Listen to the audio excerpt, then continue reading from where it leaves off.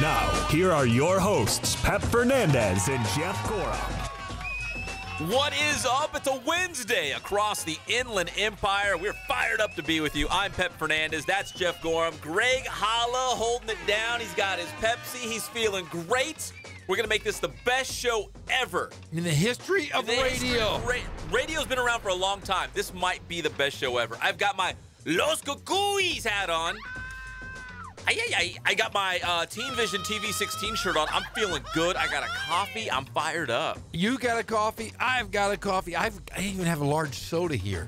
So I'm multiple. Oh, Jeff. I am drinking on multiple levels like both here. hands just Double fisting with a soda and a coffee. I have a freshly shorn head today. Oh, you did? You just shaved it, I just shaved it this morning. Shorn? Shorn. Is that the past tense of shave? Shaving is shorn. Shorn? I just shorned my head? I just shorned myself. Huh. Yeah. I didn't know that. You did not know that? Freshly shorn. Language lesson here on the Inland Sports Show on Fox Sports. I'm a wordsmith. Remember that. Oh, yeah. I pride myself on being a smart guy. Those were the words uttered by the great Jeff Gorham not too long ago here on the show. We do have a big show, but I'd like to start with an update. So we were talking about noodling yesterday. Oh. You know what noodling is? What are you talking about? Well, I know you know what it is because you're a pro. But yeah. you jump in the water with your bare hands and you grab like a huge catfish and you bring it to the surface. You land it. Yes. With your bare hands. Yes. With your bare hands in like muddy waters. You can't see it. You're digging around in holes and you just rip out this catfish. Yes. So we were trying to reach out to a very famous noodler, Hannah Barron. Hannah Barron. No response yet. No response. Well, she's got hundreds of thousands of followers. It's probably a long shot. I dropped your name because you are big in the noodling world. I thought just maybe she'll be like, oh, Jeff Gorham, Southern California noodler. I know that guy because she's in like Alabama. Yeah, I think she's down in the South somewhere noodling. We're going to meet down in Tawaconee, Florida. What was that? I'm sorry, Tawaconee, Texas. West Texas. Yeah, West Texas. It's Goodies Marina. Goodies. And Lake Tawaconee. We're going to meet, and we're going to have this big national championship noodle fest. I had no idea our conversation yesterday was going to turn to noodling so quickly. It's a big up and coming sport. It's a man sport, and I'll tell you, Hannah's she's really one of the better female noodlers. Yeah. But man, I'll tell you what, you can lose an arm when you go in there. Serious. When you put your hand in a deep, dark hole. You might pull out an alligator. You could. Snapping turtle. I told you I've lost fingers. A beaver. Beavers. A muskrat. Muskrats, not so bad, but a beaver though, those incisors, well, they'll give you a hole punch. They'll give you a nice little punch right through your hand. A little puncture. Nice and clean though. Right, very right clean. Right through the fingers. Yeah, sometimes you don't even have to, go to the doctor. You just know that it's clean, a clean bite. The saliva of a beaver will coagulate your skin, so you'll be okay. You'll be all right. It'll solidify. You're not going to lose a lot of blood. No, but that's why you wear gloves when you noodle. You don't go in there barehanded, do you? I go barehanded. It's like in baseball. Like some guys go up to the plate and they grab the baseball bat, and some wear gloves and the wristbands. They do the whole thing, and then some just go out there with their bare hands and they grab the lumber, and that's how they go to the plate. Same thing in noodling. Yeah. You go in there with all the fancy gloves and stuff, or you just go in there with your bare hands and really get back to your Ozark roots? I go back to my Ozark roots, and when I do feel I need to noodle, I'll go cut off jean shorts, bare When do feet. you feel the need to noodle? I'm just curious. Like, are you sitting at home? When life hits you pretty hard, sometimes you got to get away. And some people like a Snickers. I like to read a book or go for a walk. I like to noodle. Gets my mind off things. Gets me one with nature, one with the beast. Because there is, it's like it's the great white whale. I feel like like Moby Dick? I feel like Moby Dick, exactly. I feel exactly like Captain Ahab. Just like him. Just like him. So if there's an update on our favorite noodler, Hannah Barron, we'll let you know because, man, I love the way she talks and she noodles and she really loves it and she's out there. She looks really good too. Yeah. She's very pretty. So if we can land Hannah Barron, we're going to get her on the show. But no response yet, as we're the show of record of the Inland Empire on noodling. Yes. So it's a real thing. It's a real thing. Although it's illegal in California. Exactly. Except for Colton. Only there's a small window, a pocket in Colton where I think it might be legal. The mud holes. The mud hole. Agamanza. Agamanza. Yeah, Agamanza. Pond? Is that a pond? Sounds like swamp. So it's actually by the riverbed in Santa Ana. Yeah. Agamonza. Yeah, by the riverbeds and It's a hotbed River. for Yeah, noodling. Yeah, like I said, some of these catfish can live a year without water. They just sleep in the mud. True story. Yeah, true story. Yeah, true story. Just thought I'd let you know that one. Wonderful. Yep. Should we talk other sports? Or should we Yes! just go 3 hours of noodling. I love noodling. Non-stop noodle time. I love noodling, but man, I'll tell you what, some great things last night. I was texting you. I was so excited. I was trying to. Okay, so I know the Halos played, and it was a big night for the Angels. Showtime. It was showtime. I'm trying to put together a little house for my cat, Yeah. and you're trying to text me about the Angels. I was so excited. I turned on the game. I hunkered down. I had little Lukester sit next to me. And then Showtime comes up to his first at-bat. He's the first guy in the modern baseball era, is the first guy in the American League to ever start as a pitcher and a DH. And his start was last night at home. He gets his first at-bat, just hits a bomb. The whole place goes nuts, except for his teammates. Yeah, did you see that? I love that. They gave him the silent treatment, and then he goes over and he started to laugh, and then he grabbed one of his players, and then they all jumped on him. I think the team loves Shohei Ohtani. Because if they didn't, they wouldn't have done that. No, that's how you know he's already one of the guys, because they gave him the silent treatment, and that's what the guys do. Like, you hit a big home run, you come back to the dugout.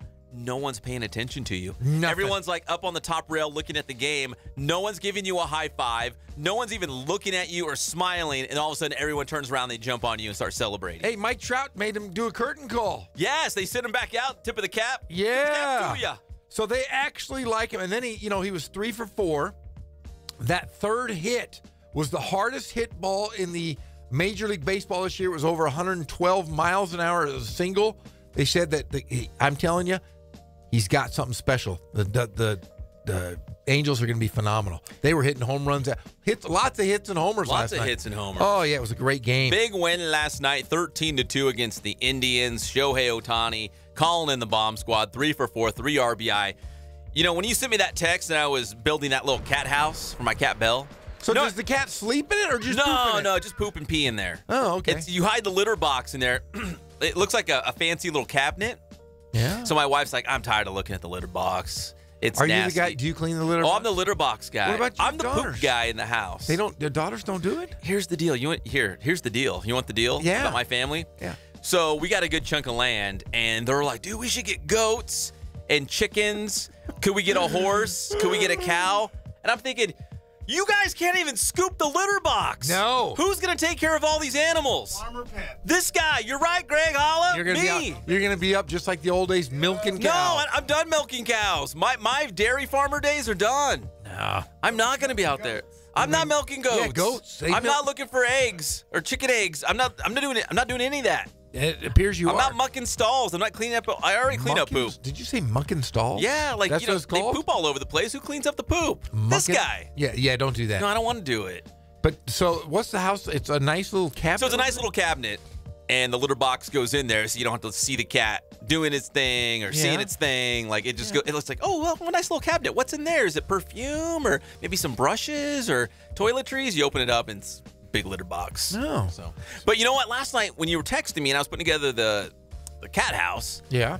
so to speak, and the cat house. Hey, fun time over at Pep's in the old Hey, cat the cat house. Yeah.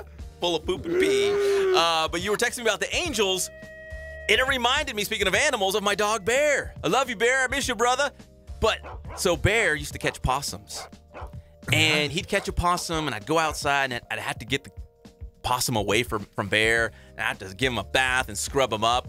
And if it was still intact, you know what I mean? Because Bear was a big dog. Chow Husky Akita. Rip it to shreds. If the possum was still intact, I would leave it outside because there was a 50-50 chance the next day when I came out the next morning, it would be gone. Yes. It was plain dead. That's what possums do. It's just plain Yes. dead until Big Bad Bear was gone, and then it would pull itself together, what was left of it, and get out of there. Yeah. Sometimes it didn't. I just scoop it up and throw it in the trash. But sometimes it did. But I was thinking about Shohei Ohtani. It's kind of like he's playing dead in spring training. You know, like people saw him, they're like, oh, man, maybe he should start in the minors.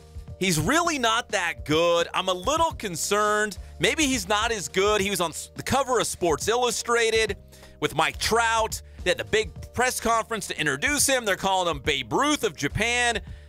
Maybe he's not that good. Maybe we should slow our roll. I think he was kind of playing dead. And then we get to the big leagues like, oh, he's just fine. He's good. You know, they talked a little bit about this yesterday when I was watching the game. Is that they were never making him swing on the first pitch because he wasn't used to pitching here in the U.S. So he was sitting in waiting to get a good pitch, and sometimes he'd strike out just because it would go 3-2 count most of the time because he wanted to get used to the pitching. Now he's swinging at first pitches. He's understanding the game a little bit better here. Yeah, he's going to be fine, man. He looked great last night. You know who he swings like besides Ichiro? It's one of those, in Japan, they do a lot of the running swings. It's like a slap hitting in softball. Exactly. Yes. It reminds me of like softball. They get like a step or two, and they like kind of swing through the step. Yes. I mean, he makes it look easy. He hit one out last night, effortless. But that's what it reminds me of, like softball. Like going through the swing. Going through the old slap. Stepping and swinging, yeah. But yeah, he's got a good swing. He's big. He's a real big guy. He's young too, so he's just going to get stronger. He's going to get better as he's just the progression on him. His upside is incredible. Lots of hits and homers with this guy. Lots of hits and homers. Meanwhile, the Dodgers, we're going to get back to this. They lost to Arizona 6-1. Clayton Kershaw now is 0-2. 0-2. Are you panicking, Greg? You're a Dodger guy.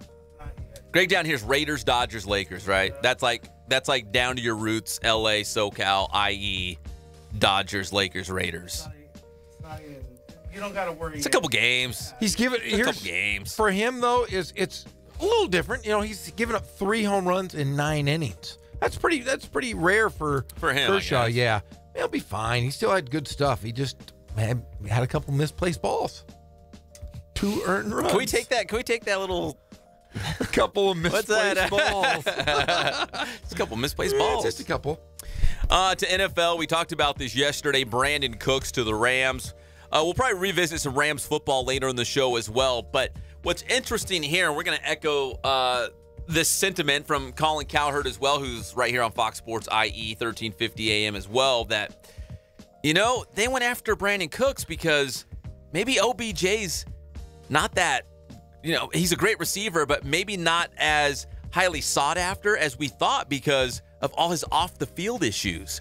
Maybe Brandon Cooks was the next best thing, and OBJ, maybe the Rams really didn't want him that bad. Maybe the Giants are trying to unload him, but the Rams were like, yeah, we're interested, but, not for what you guys are asking for. Yeah. Because, again, he can be a great receiver, but the circus also comes to town with OBJ. Yeah, and really, you already have a couple guys that are questionable now. Why would you want to add to? I mean, OBJ's the one guy. Receivers are different birds. They're different animals. They're always the divas on the team. They are the divas. You got to be if you don't get the ball thrown to you, are you not going to run your routes? Those kind of questions. You're going to complain. Yeah. Throw me the ball. And right now, Brandon Cooks comes to, this will be his 3rd team in 3 years. His rookie contract is, ending this year. A contract year, it's always nice to have a rookie contract expiring because then they have to play or they're pretty much out of the league. Yeah, because that's where the big money is. That's right. Exactly. Especially that contract after your rookie contract is where you can get your big payday. So if you're Brandon Cooks, you're like, I'm going to have the best year of my life. Yeah, but the Rams have Kupp. They've got guys. They've got Gurley who can post. They've got good tight ends. But the one thing about Cooks is he's that deep threat. That's the one guy. That's what the Rams were missing when they lost Watkins. That was the deep threat. Brandon Cooks is a deep threat. We just don't know how good he is. This will be his 3rd team. He didn't do well for the Saints. Didn't do well at the Patriots. But there's something there. He's fast, and he's one of those guys that could be a game changer. Yeah, a little slot guy, really fast. I mean, you put Brandon Cooks with Cooper Kupp, and I believe they still have Robert Woods. They do. That's not too bad. I mean, for Jared Goff, it's probably about on par maybe from last year. I mean, Sammy Watkins and Brandon Cooks. I mean, Sammy Watkins, obviously a bigger body, but kind of the same receiving core, I guess. But the defense is going to be better. We know that. Yeah, Watkins was that deep threat. He was that, but he didn't have a phenomenal year. He had it was good. It was not great. It was good. He had a lot of touchdowns for the amount of catches he caught, but really, you just want to be able to pepper those receivers, good tight ends, and like I said, you can use Gurley as a receiver because he's got great hands. To golf, the Masters tees off tomorrow as we continue our inland sports headlines. Who will slip on the green jacket come Sunday at Augusta? Of course, everyone's going to be watching because Tiger Woods is relevant once again. Jeff, I know I'll be watching. If he can make the cut, and he's even remotely in the hunt for the top of the leaderboard, yeah, I'm definitely going to check it out on Sunday and see where Tiger Woods is at. I'm going to be watching Ricky Fowler, too, from Marietta Valley High School because he's one of the favorites, trying to win his first major ever. He's always in the hunt. Ricky Fowler always seems to be near the top of the leaderboard in these majors, but he's never won one. And I think the fact that Tiger Woods is back, more eyeballs are going to be on the TV. People are going to be talking about it. We're going to come back here on Monday afternoon at 3 o'clock on Fox Sports IE. One of our lead stories is going to be, what did Tiger Woods do at the Masters? So it's great for golf. It's great for sports talk radio. And I think Tiger Woods, I don't think it was a flash in the pan what we saw last couple of weeks. I think maybe he's turned the corner and his body's finally right, and maybe more so between the ears, his head's right. And that's the best we can ask for Tiger Woods. I don't know if he's going to be the same Tiger, but he's closer than where he was. Well, he's changed his swing several times in the last year. Now it's a lot less stress on the back. So he's got a little bit more speed than he has since in the last couple of years. I know he's looking forward to playing in the par 3 tournament today. I think everybody is. I think that was the coolest thing was yesterday is they gave him the biggest ovation, even more so than when for he a practice round, right? Yeah, even more so than when he was at the peak of his game. I think the respect that he was able to come back and is showing, glimpses of what we've seen as Tiger Woods. I think it's a cool to see him finally embrace the people, the journalists. Everybody's kind of. He's opened himself up a lot better than he used to be. We all love a good comeback story. Oh, yeah, and everybody does. In terms of just comebacks, like a guy who's hit rock bottom and came back to the top of the sport, the only guy that comes to mind, and I don't know if he's at the top of the sport, but he had a lot of hype going into it. Remember Josh Hamilton? Yes. The baseball player. Remember there was so much Yes. hype about him, like he was going to be the next big thing, and his life got way off the tracks. He was out of the game for a while. Done. I never thought we'd hear from him again. He made it all the way back. Not only did he make it back to the baseball and to the major leagues, but he was phenomenal. Like he was like an MVP candidate. He hit rock bottom, and then he was at the top. Yeah, and he was one of those guys that really could never even figure it out, even after he was done. Had a good career. Yeah. But, he had a couple really good years, like really good. Yeah, just there was that short window, that small sample size of what he could have been. But, drugs, alcohol, the way if you live your life. In fact, I still remember because, obviously you guys know, I worked in Bakersfield. He played for the Bakersfield Blaze, and people were saying that he was there for, 50 games one season, and he was a mess. Even at the minor league level. That's why his career never escalated. When he was younger, his life was already a mess at that point. It wasn't before he got to the big leagues. It was way before he got to the big leagues. His life was already a mess. And then he found the Lord. He got his life. He sobered up. He made it to the big leagues. Well, he played for the Reds, the Angels, I believe the Rangers. Yes. I want to say. And he had some really good years. Great years. But I think that we're kind of seeing something similar from Tiger. I mean, I never knew if we were going to see Tiger even remotely close to full strength again. Yeah, that was the physically, mentally, all those things. Yeah, because he was a shell of his former self. He tried to make a comeback after the split from his wife, and he just didn't have it. There was something missing. Maybe in retrospect, the injuries, stepping away from the game made him a lot better, and hopefully we can see him back into form. I'd like to see him break the record. I do.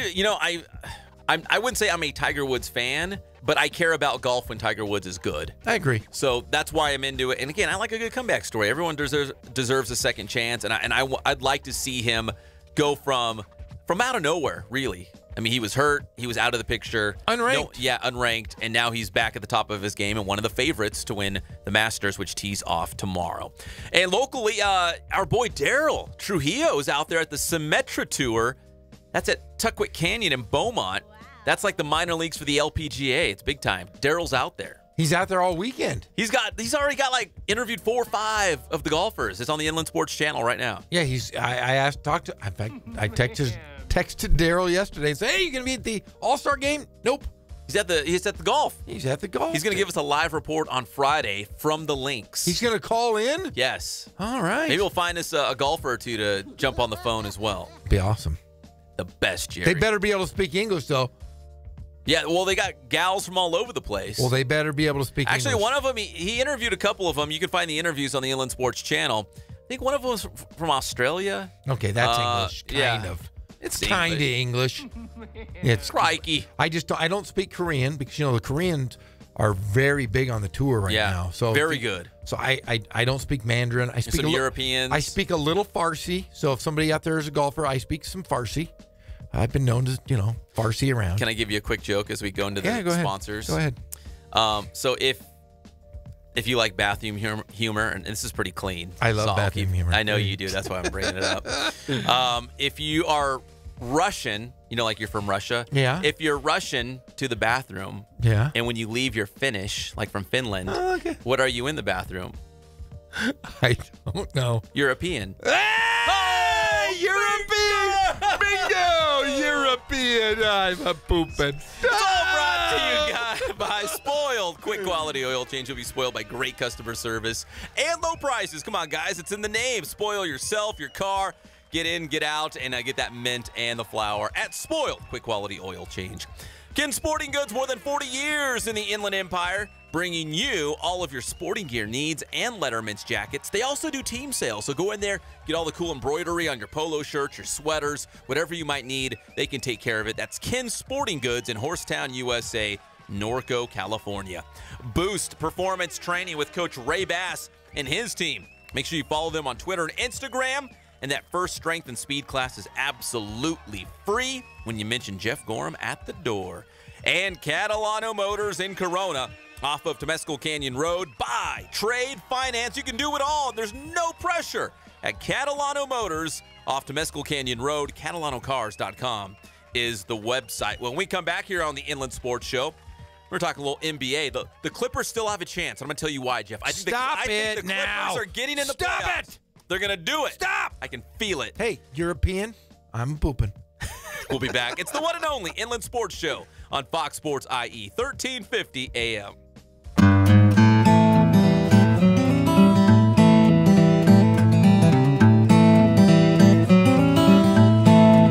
We focus on the customer here.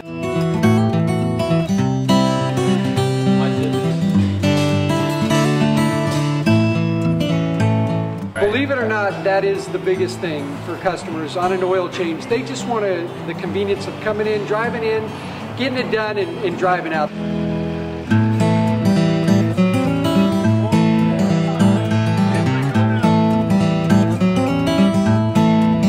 We just greet them, get them going, and they're done in about 10 minutes or so.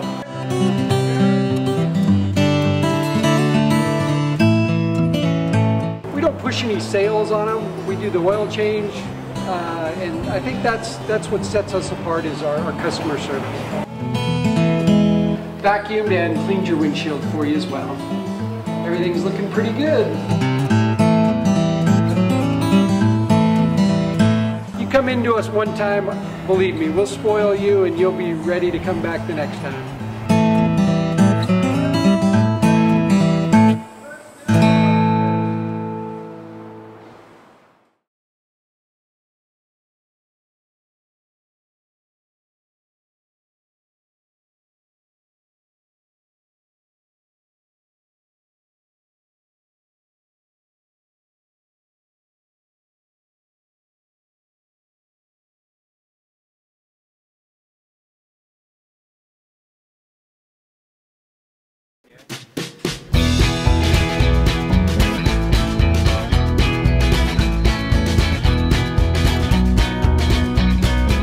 Thank God, first of all. I thank the great people that I've got around me that help support me, the people that work for me. As I started, if it wasn't for the people around me, we probably wouldn't be here right now, but I've got a great staff. I've got great people that do stuff for us outside the store, and we've been very, very fortunate.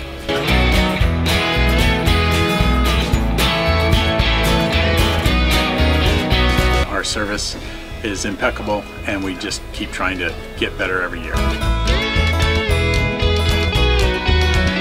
We can do online stuff for your teams, as well as, like I said, the screen printing, the embroidery. We also have 3 women that do extra sewing for us, like tackle tool on uniforms, or the bling or rhinestones for different shirts for the ladies.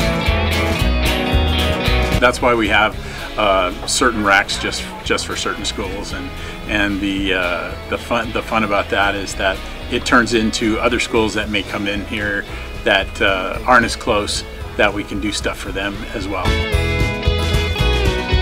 We've had very, very good customers throughout the years, and it's just been a blast.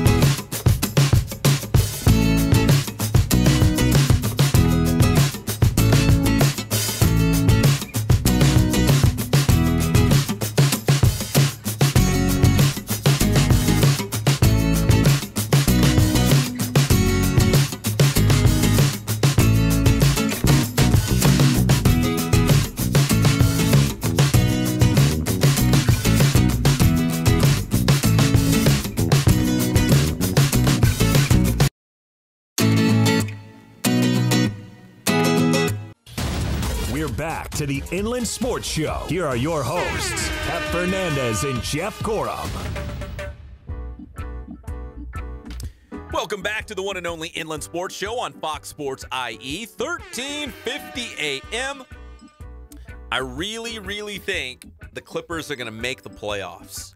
Now, don't get me wrong.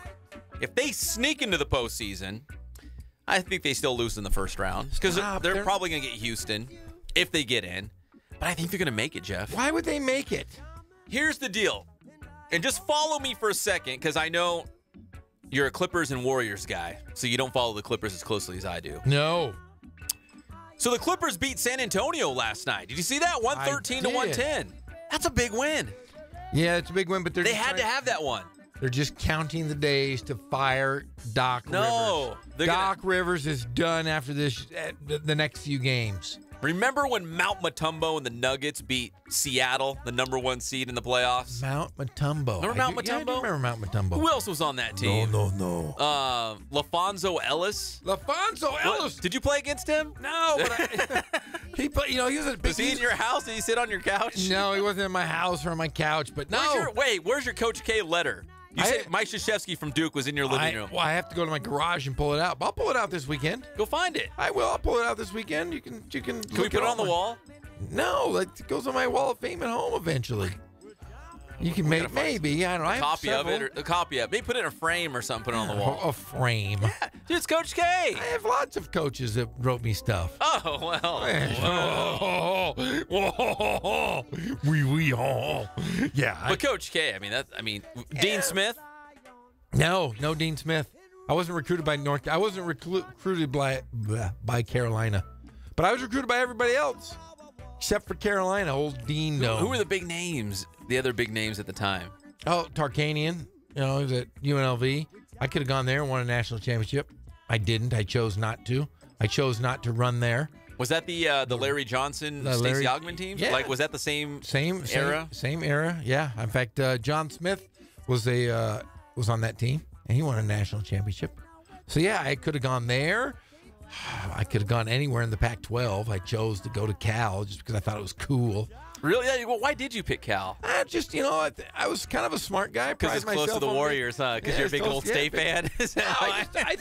I think just because I really liked what the head coach told me at the time. He gave me a good sell of goods, and I liked the school. School's great, and people I met were wonderful up there. And it's one of those places like you go to Stanford or Cal, you're never going to screw up. You can't fail to drop out just because there's too much support going on there. It's like going to Harvard. You're never going to fail out of Harvard. So you loved it. I loved it. I love the school. But you stayed 1 year.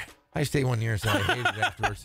I got homesick, and I was an immature kid, and my coach got fired, and it was just a difficult, weird situation, to say the least. Clippers are going to make the playoffs. They're not going to make the playoffs. I can feel it. They are heading down that path. They're going to get to the postseason, and who knows? They'll even beat Houston like the Nuggets beat the Sonics that one year with Mount Mutombo and LaFonso Ellis. Well, the one thing you got to question about the playoffs is if the Clippers do get in, can they get a couple wins? Because the West really, other than Houston and the Golden State Warriors, it's a mess. Those guys, I mean, it's the River Valley League of football for the NBA. Everybody got second place. But no, here, so the Clippers beat the Spurs last night, 113-110, okay? Huge win for the Clippers. They had to have that one, and they beat San Antonio. They came roaring back in the fourth quarter, outscoring the Spurs in the fourth and final frame, 37-25. That's great. Now, here's their 4 final games of the season. So they're going to play at the Utah Jazz tomorrow night. I don't think they can beat them in Utah. Salt Lake City's tough. Lakers. In Salt Lake City. Yeah, it's the Lakers. Yeah. But then after that, Jeff, look who they play head-to-head. They're going to have the Nuggets at home and New Orleans at home. Guess who's right in front of the Clippers for that final playoff spot? New Orleans. The Nuggets and New Orleans. Both teams that they need to leapfrog for that final playoff spot are the 2 teams that they will play head-to-head. So you're telling me there's a chance? Yeah, but if they lose one of those chances, or if they lose, the chance gets slim. They got to win both those games. They have to. And I don't think they win in Utah. If they don't win in Utah, forget it. If they can pick off the Jazz tomorrow night, they could control their own destiny. They have the Nuggets and the Pelicans head-to-head. Those are the 2 teams right in front of them. They can cut in line and get right in front of them for that final playoff spot. Can you imagine if let's say they pick of the next 3 games, let's say they win 2 of them. Let's say they beat the Pelicans, but they lose to the Nuggets. Let's just say. Can you imagine if it comes down to Wednesday night, the final night of the season, they're playing the Lakers, and the Lakers could spoil the entire Clippers season by keeping them out of the playoffs? God, how wonderful would that be? Clippers and Lakers will play on the final night, and I could feel it, as Jeff Gorham would say, down deep in my bones. In my bones! I think on that final night, the Clippers will have a shot at making the playoffs. Now, will they control their own destiny? Will they need some help? I don't know, but I feel like on that final night, they will still have a chance to make the playoffs. Based on who they play here in the last 4. But they are the Clippers. And nothing ever goes their way. No, you're right. There is that. I tell you, I think the Clippers are done. I don't think they win in Utah. I do think they'll beat Denver at home. But New Orleans is so good at times. Sometimes they look great. They got the unibrow. Even without DeMarcus Cousins. But hey, the unibrow. Did you see that he shaved his unibrow? It was a April Fool's joke, wasn't it? But he did it. I mean, he looked pretty good. Why would you not shave your brow? Do you think he's making money? Seriously, is he making money off the brow? Yeah. A ton of money? It's a signature look. I don't know. He might have some endorsements down there in the Big Easy. Shave that unibrow, man. He's try my new gumbo brow soup. It's horrible, horrible, horrible. No, I think the Clippers are done, my friend. No. They're going to be in the hunt. And the Lakers? They're going to beat the Nuggets or the Pelicans or both, and then it's going to come down to the Clippers and the Lakers, and I feel like the Lakers are going to have a chance to spoil the Clippers' entire season on one night. That's a shot. DeAndre Jordan, he's got 4 games left as a Clipper. LaMarcus Aldridge last night had 35 and only shot once in the second quarter. He's basically saying, forget Kawhi Leonard. This is my team now. I'm going to put you on my back, and we're going to get to the postseason, which they will. They're going to make the playoffs. I just don't know how long they'll last, but they'll get to the playoffs. Is it a foregone conclusion that Kawhi Leonard will not be a Spur next year? We talked about it, man. There's vultures out there. I mean, this is like you having a huge wallet full of money and walking on to a used car lot. Go over there off La Cadena and go on to any pick your car lot, and you got like this fat wad of money in your wallet, and you're just waving it around like, okay, who wants this? Let's do this. Oh, yeah, I think he's done. I think he's going to end up being a Laker. Where else are you going to go? He's home. Clippers. No, he'll never be a Clipper. But No, he won't go to the Warriors. Well, maybe the Warriors will be good. No, I bet he's a Laker. I bet that there's going to be something. They're going to have to give up Julius Randle. Maybe sign and trade Julius Randle. Yeah, because Julius Randle's going to get paid. So if the Lakers sign him and then trade him off, that's one thing. But Julius Randle's going to go out there and find some money. Yes. So if you can sign and trade, and Popovich might like a guy like Julius Randle. He might. Julius Randle's having a great year for the Lakers. My only concern is is Greg Popovich too old school for these newer players? It seems like there's been a change, kind of like we said to Pat Riley yesterday, the Bill Belichick's, those kind of guys. They're starting to rub their players the wrong way because guys don't want to work hard anymore. Guys don't want to be coached or yelled at by or pushed. That's the better word. They don't want to be pushed like the coaches of yesteryear. It makes me mad. Soft. Don't be soft. No. Like Jim Mora and calling Josh Rosen a millennial quarterback, and you have to explain everything to him, and it's like, come on, man. Don't be coddled. This is football. If you want to be coddled, go to the art class. They can tell you how great your painting looks, and it looks like nothing. Yeah, the today's player, I think AAU has ruined basketball to an extent. I think I think it is. I think a lot like the AAU stuff and the travel ball, you surround yourself with people who tell you what you want to hear. Like, dude, you're so good, man. Like, everybody's entitled. Yeah, everybody should sign you. Everybody should want you. Like, oh, dude, you're the best, man. You know what I mean? Like, and you fill heads with all these notions that they're the greatest and they're the best. And you don't have to go to practice or you don't have to work, dude. You're a stud. You don't have to go tomorrow. You don't show up early. Come on, dude, cut out late. Cut out early. You want us to stay late? You're good. Well, I don't know. I saw it firsthand, so I know it's happening. Growing up, there were guys. I used to work out with Tracy Murray, Mitchell Butler, those guys. We would go outside if we had to work on our game. There's on the blacktop with your Reebok blacktop, D Brown Reebok pumps, shooting every single day, shooting 1,000 shots a day to get better. There are guys in the NBA that have never played outdoor basketball. That just boggles my mind. With no nets on the rims. Yeah, they've never experienced any kind of adversity of playing and practicing hard, and it makes me crazy thinking that there's guys that are making millions of dollars out there that feel that they're entitled no matter what. Big win for the Clippers last night, 113-110 against San Antonio. I still think they make the playoffs. They get the Nuggets and Pelicans head-to-head over the course of the next several days. The Lakers did lose at Utah last night against Salt Lake City's no easy place to win. 117-110 was that final score. Who knew Ricky Rubio was in the league still? And who knew he was still good? 31 points, 8 assists, 6 rebounds for Tricky Ricky Rubio, the pride of Spain, man, España. Hey, Rick Rubio's still a player. He looks like an Al-Qaeda fighter, though. He's got a ginormous beard. The beard goes all the way up to his eyeballs almost. He's got a great beard line. But, man, he can still play, still filling up the stat sheet. Yeah, he still has a game. I had no idea that he was still around. Still pretty good, too. When we come back, we'll talk Dodgers and Halos. When we come back, it's the one and only Inland Sports Show on Fox Sports IE, 1350 AM.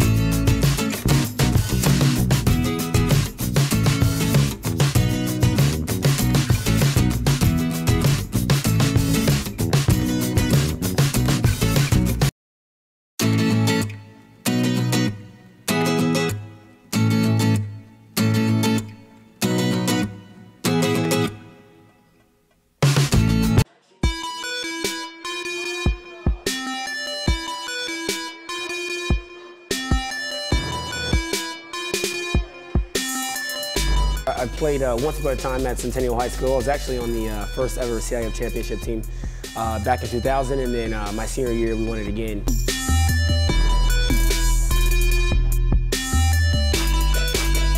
I'd say that's my passion because I've done it. You know, I know exactly where these athletes are at. I know what their mindset is right now. I know how hard it is to, number one, find a performance coach who can take you to the next level.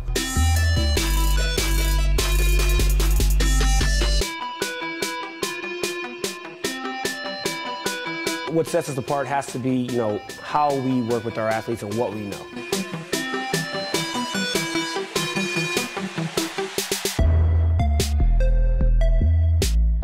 We can take an athlete and you know, help them reach their athletic potential, you know, help them, you know, prevent injuries, help get them stronger.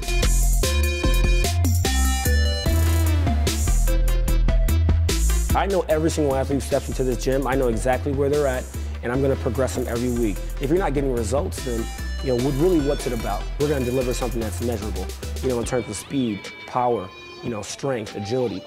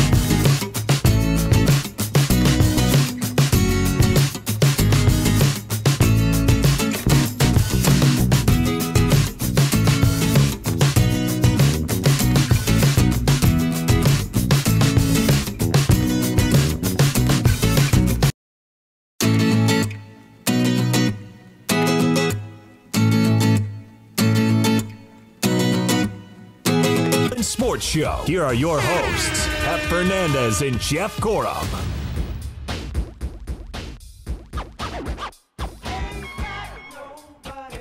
And welcome back to the one and only Inland Sports Show on Fox Sports IE 1350 AM. Jeff, a little bit later tonight, we got the big UC Riverside Coaches Show we're going to be at. The Coaches Show down at Lake Alice. There'll be nice food and beverages there. We get to interview some coaches and some players, and it's going to be kind of fun. We got, what do we have on the show tonight? We have tennis. We're going to be talking tennis and golf. Let's see. In fact, I have the graphic I'm going to punch up because I got the names. Mark Henry, tennis coach. The great Brandon Sujimoto. Stooge! The golf team. Oh, yeah, And his he's- coach, Rick Todd. Yeah. Double first names. Rick Todd. Rick Todd. You don't know. Got to question those guys. Matthias Johansson Okay. from tennis. Tennis. And a couple women's tennis players as well. Oh, good. Can't remember. Penner. One of them, last name's Penner. I love the ladies' tennis. And the other one. The other one. The other one. They were late additions, so I'm blanking right now. They were late additions late last night. I was building a cat house. It's actually a litter box house. So I should probably say cat house so people get the wrong idea. Does it look like a house, or did you say it looks like a I should have took a picture of it. Yeah, because I'm kind of interested. I got Jeannie at home, my cat. My cat, man, I'm the only guy that cleans the cat box. I literally just dumped the entire cat box in the trash the other day and redid it. I was so mad. Did you? I went out and cleaned it and washed it. Because it stinks. You got to wipe it all down and clean it out. I've had this cat for like 14 years, and it still looks like a kitten. I was kind of hoping, and this sounds horrible, I was kind of hoping the 9 lives were going to end soon because I'm tired. I've been cleaning this litter box for 14 years. You're going to cry like a baby when the 9 I might cry. I think I could cry a little bit. Oh, that's it. I just found it. This is the one we got. See that little white box by the sink? That's it? Where it goes to that little opening in the door? It looks like a home plate. Yeah, it looks like home plate. Yeah, Belle's going slide into That's home what you have? she has to go. That's what you have? Yeah, just that little white box. You know, I don't have the plant. That box is going to smell ridiculous. I don't know. Yeah, that's I going don't to know. be. It's popular. It is very popular. You might have to order one of those boxes. Yeah, my wife just gets tired of looking at it, seeing it, smelling it. So hopefully this. Well, we have a mud room. Do you have a mud room in your house? Not really. But you know what a mud room is. Okay, yeah, yes, we not got really. a mud room. So, you're supposed to get in your house. You take off your shoes there. Yeah, and yeah. get in there. Put your backpack down. Take off your shoes. That's where unload, where the litter box is.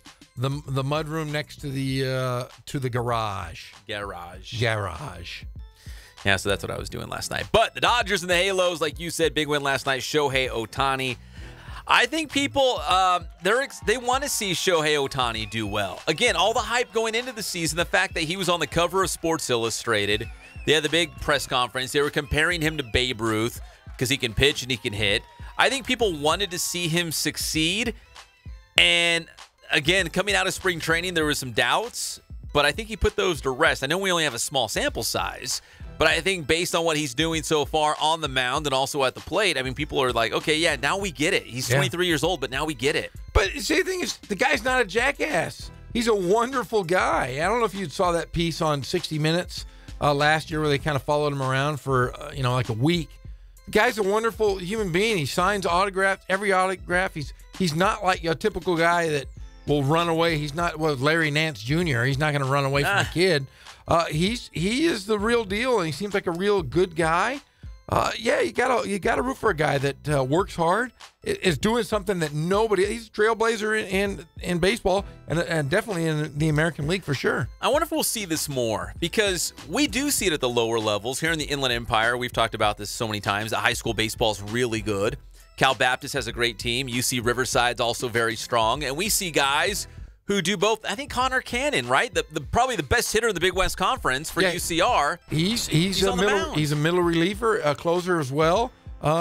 It'd be nice to see guys. I mean, we've seen guys like you said in high school that have been phenomenal pitchers, but also could hit the bat. Yeah, and swing the bat a lot. So maybe. I don't know if it's going to be a trend, but maybe we'll see more guys that are giving it a shot. I would like to see it. It makes me feel like a kid again, like Little League. Like, oh, yeah, the best player, he hits cleanup and he pitches. You know what I mean? Like, he does everything. He's a great player. I'd like to see that more, but again, I think for me, it boils down to dollar signs. Like, it's an investment. Like, hey, we're paying this guy a ton of money. We don't want you out there pitching. We need you to knock in runs, or vice versa. We don't want you at the plate. What if you get a hit in the hand with a pitch, you break your hand, you can't pitch anymore? You know what I mean? Like, or sliding into second, trying to steal a base, and you roll your ankle. Now you can't pitch in 5 days on your next scheduled start. I think for them, it boils down to, you're our investment. We're going to take care of you. Shohei Ohtani's kind of the outlier. Maybe that's the reason he signed with the Halos. He was looking for a team that would let him do both. Yeah, and the coaching him is going to be different because it's new territory. But, the Dodgers have done something similar to this. They've had players play virtually every position, on their 13-man roster. They love those guys. They love those kind of guys. Like a Kike Hernandez or Yes. Chris Taylor. Yes. Center field one day, third base the Austin next Barnes. day. Austin Barnes. I mean, there's guys that have played virtually every position. 13 players on your roster, and the rest are pitchers. You got to kind of fill in those holes. Maybe we'll see more of that. But, American baseball has changed so much. I don't know if we're going to see it here in America, but we might get guys maybe from the Dominican Republic, Cuba, those kind of places. We might see a guy that can pitch and hit because in those places they do that as well. I would love, because I know it's happening, and I know it's happening right here in the Inland Empire. I'd love to see one of these guys get a chance to do both. But again, he'd have to go to a team that the team knows going into the contract that, hey, this guy wants to pitch and he wants to hit. You might have some teams that could scare some people off and be like, nah, I don't want to. No, that's not for us. You're worth too much money. We're not going to let you do that. But Shohei Ohtani, man, making it happen. Maybe this is going to open up some doors. First guy opportunities in the modern history of baseball, definitely the first in the American League to do so. It will definitely be a different situation for Mike Scioscia and his staff, to say the least. Hey, speaking of Austin Barnes real quick, if we can touch on the Dodgers. So Clayton Kershaw's now 0-2. Lost last night in Arizona.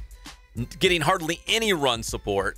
But don't pin it on Riverside Poly's Austin Barnes. Last night he had a double.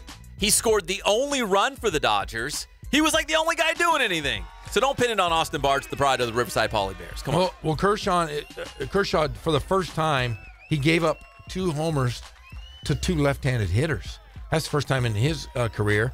But there are guys. I mean, they're playing well. Yasmani Grandal is really, really playing well. He's batting .412. He batted in 3 runs. The guy's playing very well. He's one of those guys. Tough not to keep him in the lineup, especially when you have 2 catchers. You got Grandal and you got Austin Barnes, both doing very well. Your 2 best players are your 2 catchers. See, that's why I thought Justin Turner getting hurt at third base, they could shift some guys around. Maybe play Austin Barnes a little bit at second base, but the problem is if Grandal gets hurt, I mean, you just take Barnes from second, put him behind the plate, just in case. But if you want Austin Barnes batting the lineup, you could put him at second and shift whoever, Kike Hernandez from second base or Logan Forsythe or whoever to third base. Chase Utley's out there, so there's options that second. Well, he a little bit, but I think he's gonna, stay at short. But they could put Barnes at second, and they've got options at third until Justin Turner comes back. If they want Austin Barnes batting the lineup, which again, hit a double, scored the only run for the Dodgers last night. For something about when Clayton Kershaw goes to the mound, the Dodgers, I don't know if they feel like, we got this game in the bag, or he's going to keep it close. He's not getting the run support. Maybe it's a mental lapse. I don't know what it is, but the run production simply is not there when he takes the mound. All right, when we come back here on the Inland Sports Show, we'll talk a little NFL and your Los Angeles Rams when we come back. It's the one and only Inland Sports Show on Fox Sports IE, 1350 AM.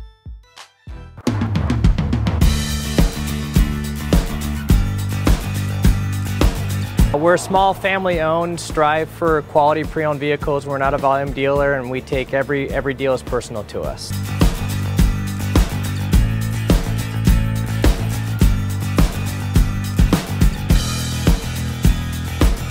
We're a low-stress environment. We're not a pressure sales house.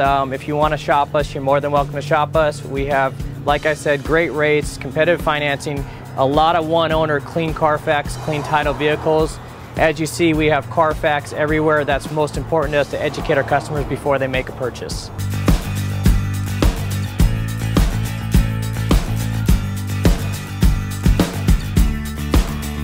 We're right off of Ontario, right off a couple exits off the 15 freeway, off Cajelco, off El Cerrito, and we're right on the main drag going into Dos Logos and the Crossings.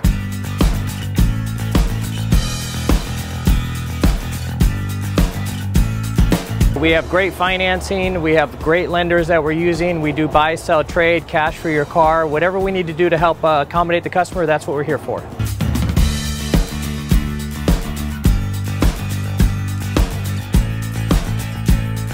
We have a little bit of everything. We start at about $69.95 and go all the way up to $100,000. We have Escalades, we have commuters, we have pickup trucks, we have Jeeps, sport utilities, and if we don't have it, our specialty is finding you exactly what you're looking for.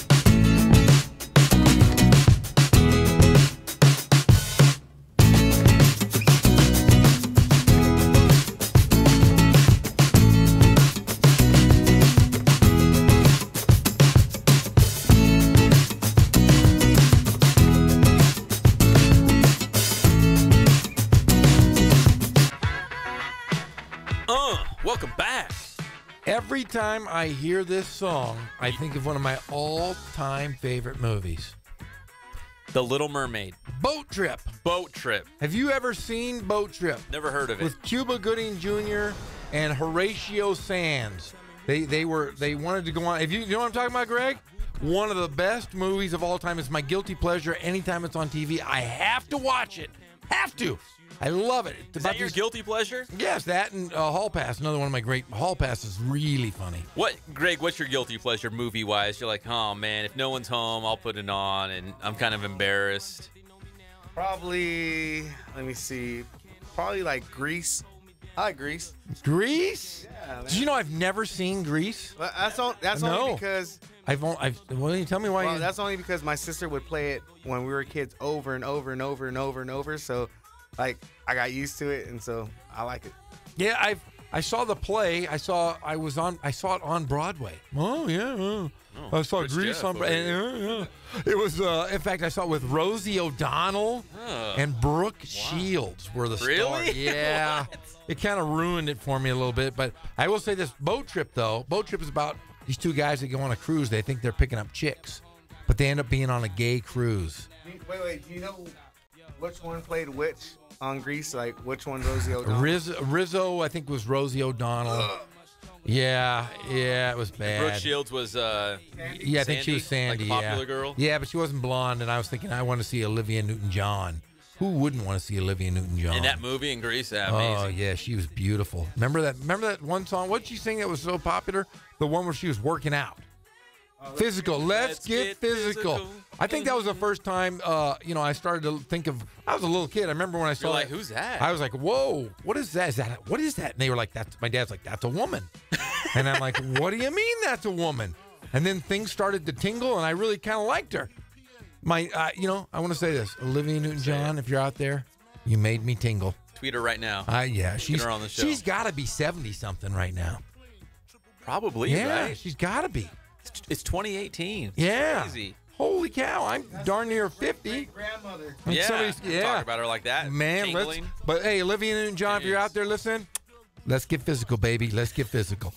My guilty pleasure? Yeah, what's yours? Popeye. Remember the Popeye Robin Williams movie? You liked that one, huh? I did. You did? I loved Popeye growing up. Wow, see, I love the cartoon. The cartoon was my favorite. Yeah. But the movie, I don't know. Like when he punches the octopus at the end and the octopus goes flying through the air. Yeah, that's cool. I'm like, he like twists up his arm. Yes. He had the Steve Garvey forearm. Yes. That's my guy.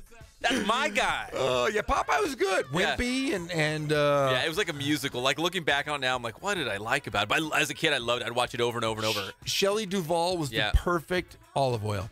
Perfect. Yeah. It was perfect That casting. was her role. I had a corncorn pipe. You did not. Yeah, I did. And you also have a button nose and 2 eyes made out of coal. Yeah, that's my guilty Boat Trip. I love it. Every time it's on, I got to watch it because they got Rosalind Sanchez. Do you know who she is? No. Holy smokes. She is definitely in my top 5 women of all time. She's in the movie. I could just look at her pretty face all day long. Shouldn't even need to talk. If I went into a movie theater and I saw a picture of Rosalind Sanchez, a silent film like circa 1950s, it doesn't even need black to move. and white, circa no audio, silent movie. I'd pay $14 just to look at a still photo of Rosalind Sanchez for 2 hours, and then they'd say, "I'm good, thanks, it was great." I'm telling you, yeah, she is that phenomenal to me. I don't know. Greg's looking her up. Yeah, he's looking her up right now. Of course she is. Do you know who she is? Of course he does, man. He knows what's going on. I'm gonna let you know. All right, let me know. Yeah. Oh, Rosalind Sanchez. Well, the show's been brought to you by our good friends at Spoiled. Quick quality oil change. Oh, yeah. Ken Sporting Goods. Boost performance training with Coach Ray Bass and Catalano Motors in Corona off of Temescal Canyon Road. Is she super famous? Yeah. Is she in a lot of movies? Oh, she's super famous to me. She's on a TV show. She's like on... good gravy. Yeah. Jeez. Yeah, she's on... it's like one of those crime drama shows that's been on forever. Oh, she is? Yeah, yeah, I could look at her all day. You know who I could look at all day? Who's your... Indomitian Sue. What? I just look at him all day. Oh, like just a picture of him for 2 hours. No audio. Just his face. Just his face.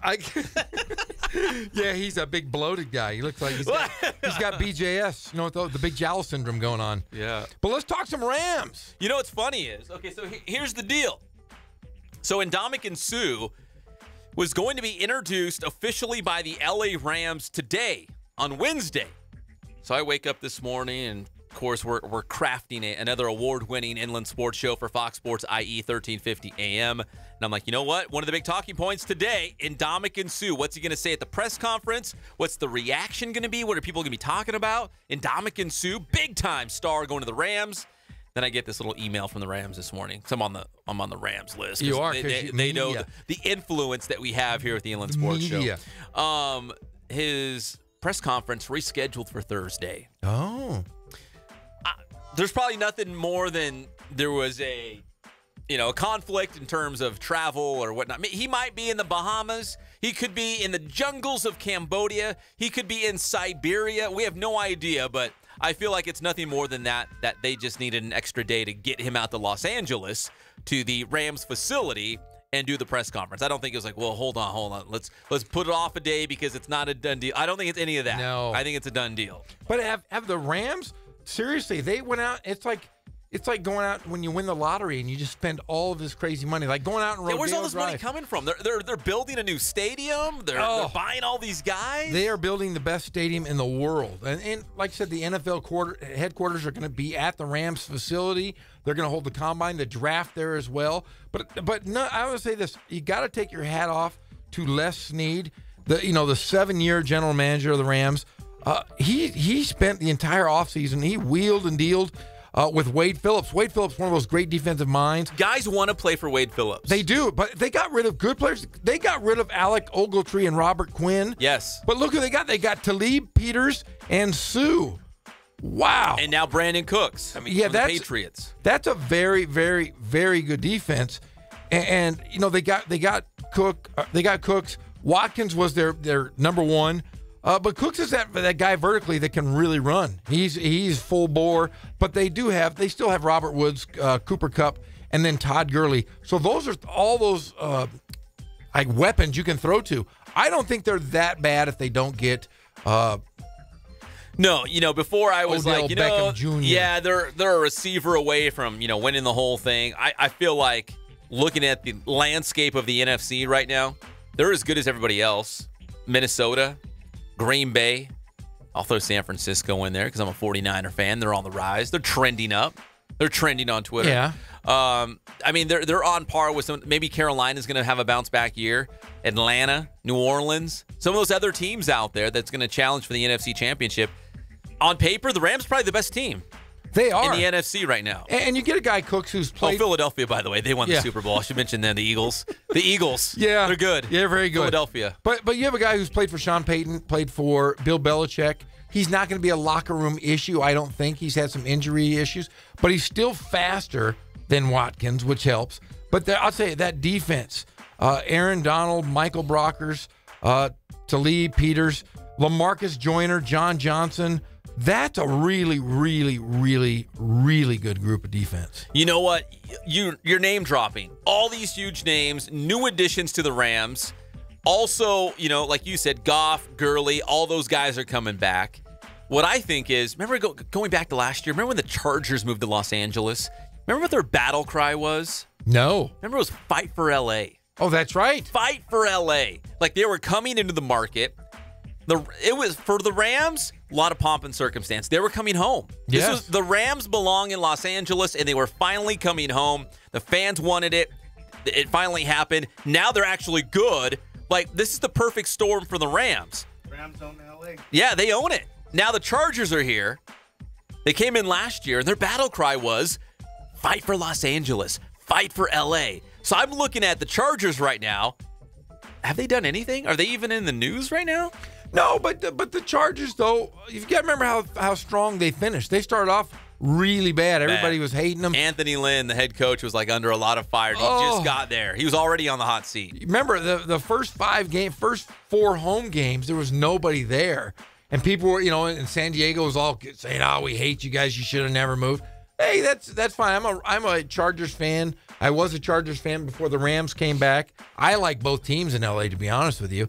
but look at how well they did. They were probably within the top 2 or 3 teams at the end of the season. Yeah, they were playing very well. They were amazing. So if they can start the season, you got to. Phillip Rivers is a very, very good quarterback. I don't think anybody will question that. He's a little different guy, but he buys into everything about the team. And the Chargers right there as well. I think the Chargers and Rams both have. I think the Rams, it's all up to them if they can win or not. Yeah, who was the big offseason acquisition? Who's the backup quarterback they just got? We were talking about this to rival Cardale Jones. Geno Smith. Geno Smith. I mean, outside of Geno Smith, I can't think of the Chargers really making any offseason moves. Maybe something's escaping me right now. Yeah, I mean, stay pat. But the Rams are constantly in the headlines. They are. Constantly in the headlines. They are, and they spent the money. They're going to be over the salary cap a bit. Everybody says they're going to be $10 million over. They're going to actually be $5 million over once they sign these. Because the money that is allocated for these rookies that are coming in won't affect the salary cap. So people are saying, oh, they're going to be $10, $15, $20 million over. No, the case is they're going to be $5 million no matter what. They're going to have to pay that tax. But not a big deal considering the moves. Hopefully it can turn around and maybe they get, benefit from this.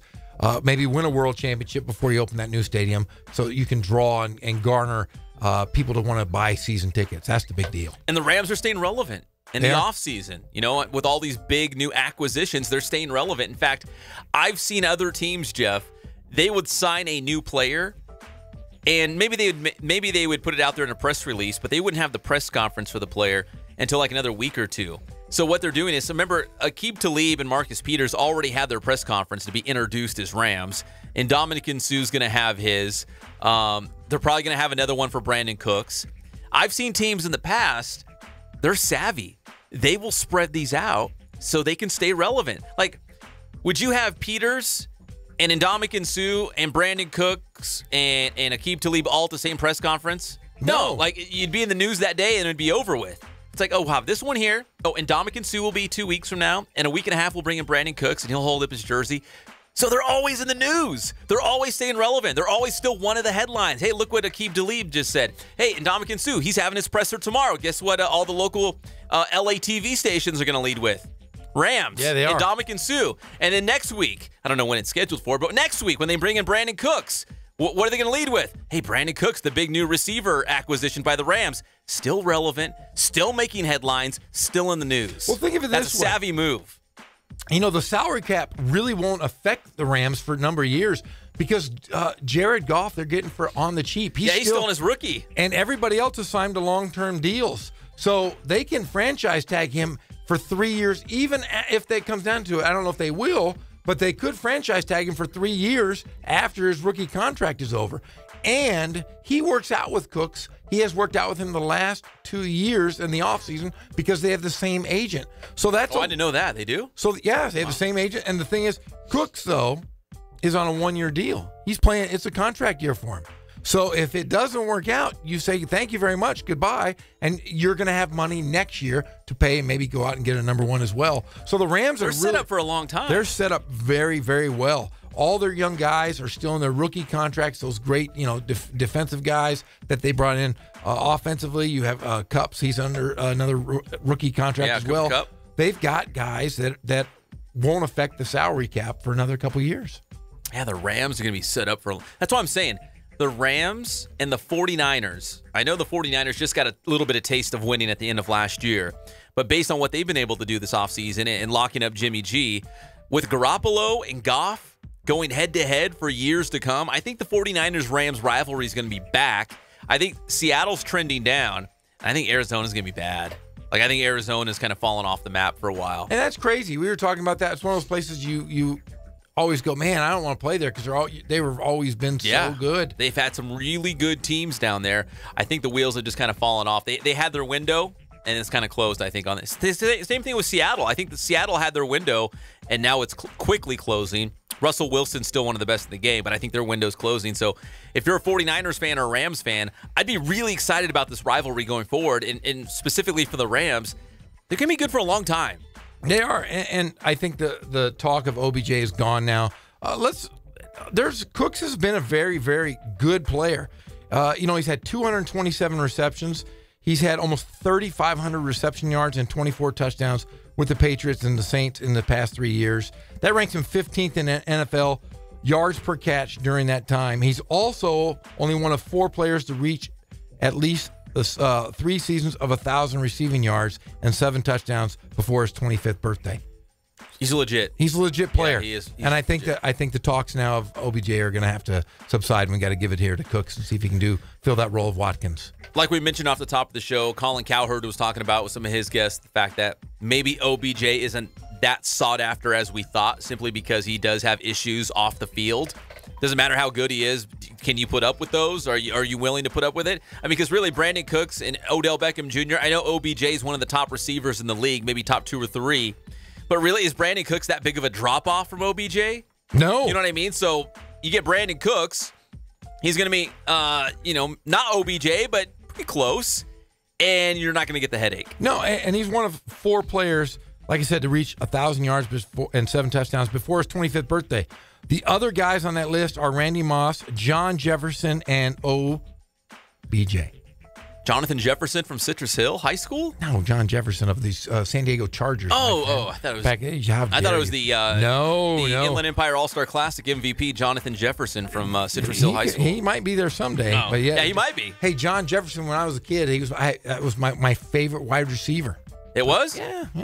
That just tells you something right there. But there's only one other guy in the league that has done better than all of them, and that's Antonio Brown. So he's the one guy that list of 4 who's beyond that, and he's a pretty good player himself. He might be out there someday too. Yes. Steelers are kind of funky. Like, they all seem like there's something behind the scenes where they're all disgruntled, and Le'Veon Bell, Antonio Brown, Ben Roethlisberger, and the offensive coordinator. Knuckleheads. Yeah, they are. And I don't know. And I think that comes down to your head coach. You got to get control of your locker room. All right, we come back here on the Inland Sports Show on Fox Sports IE 1350 AM. How about a little high school baseball? Some big tournaments going on. Everyone's on spring break. I know some people are laying out at the beach or out on the golf course. No, the high school baseball teams are hard at work. Big-time tournaments going on. We'll talk about it when we come back. It's the one and only Inland Sports Show on Fox Sports IE 1350 AM.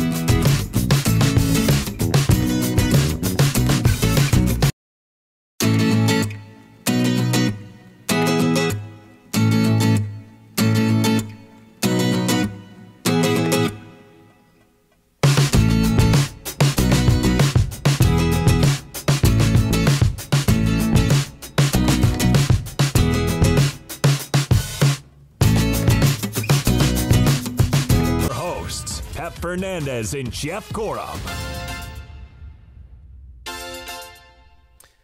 Welcome back. It's the Inland Sports Show on Fox Sports IE, 1350 AM. What is up? Glad to be here. This is Jeff Gorham, Greg Holla. I'm Pep Fernandez. Every single day of your life, if it's weekdays, we take the weekends off, man. We got to hang out with the family. We don't ever take weekends off. Yeah, we do. We like to sleep in. Oh, well, we do have to work this weekend. Hey, I got a chance to sleep in today. I got to tell you this. This is really bad. You know, Smed and I, we changed days. We're on spring break this week. So if you get up early, she gets to sleep in, and vice versa, right? Yes. You switch off. So we switched. I gave her Monday and Tuesday this week because I took the weekend. I got to sleep in. So Wednesday, we're in Wednesday, right? Today's Wednesday. I am laying in bed. I get to sleep in. Little babies get up at like 6:30. I'm like, yeah, this is great. 7:05. 7:05. No. These guys next door were having their house, their trees trimmed. The guys, aren't they supposed to start at like 8 o'clock? That's illegal. I was so mad. It was right outside my bedroom window. And so I was up. I was so angry. As soon as I walked into the other room, Smed goes, "Hey, how's it feel?" I go, "What do you mean?" She goes, "Yeah, you didn't get to sleep in. That's pretty bad. I get tomorrow." I was like, "Come on, That's messed up. That is weak sauce." Why do wives do that?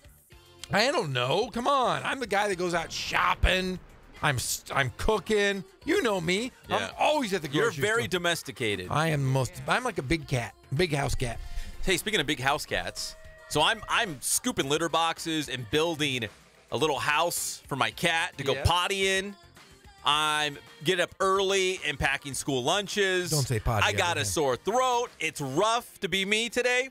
And then my wife texts me and she said something like, "Oh, how's it going?" I said, "Oh, we're taping early and we're doing some stuff here at the studio."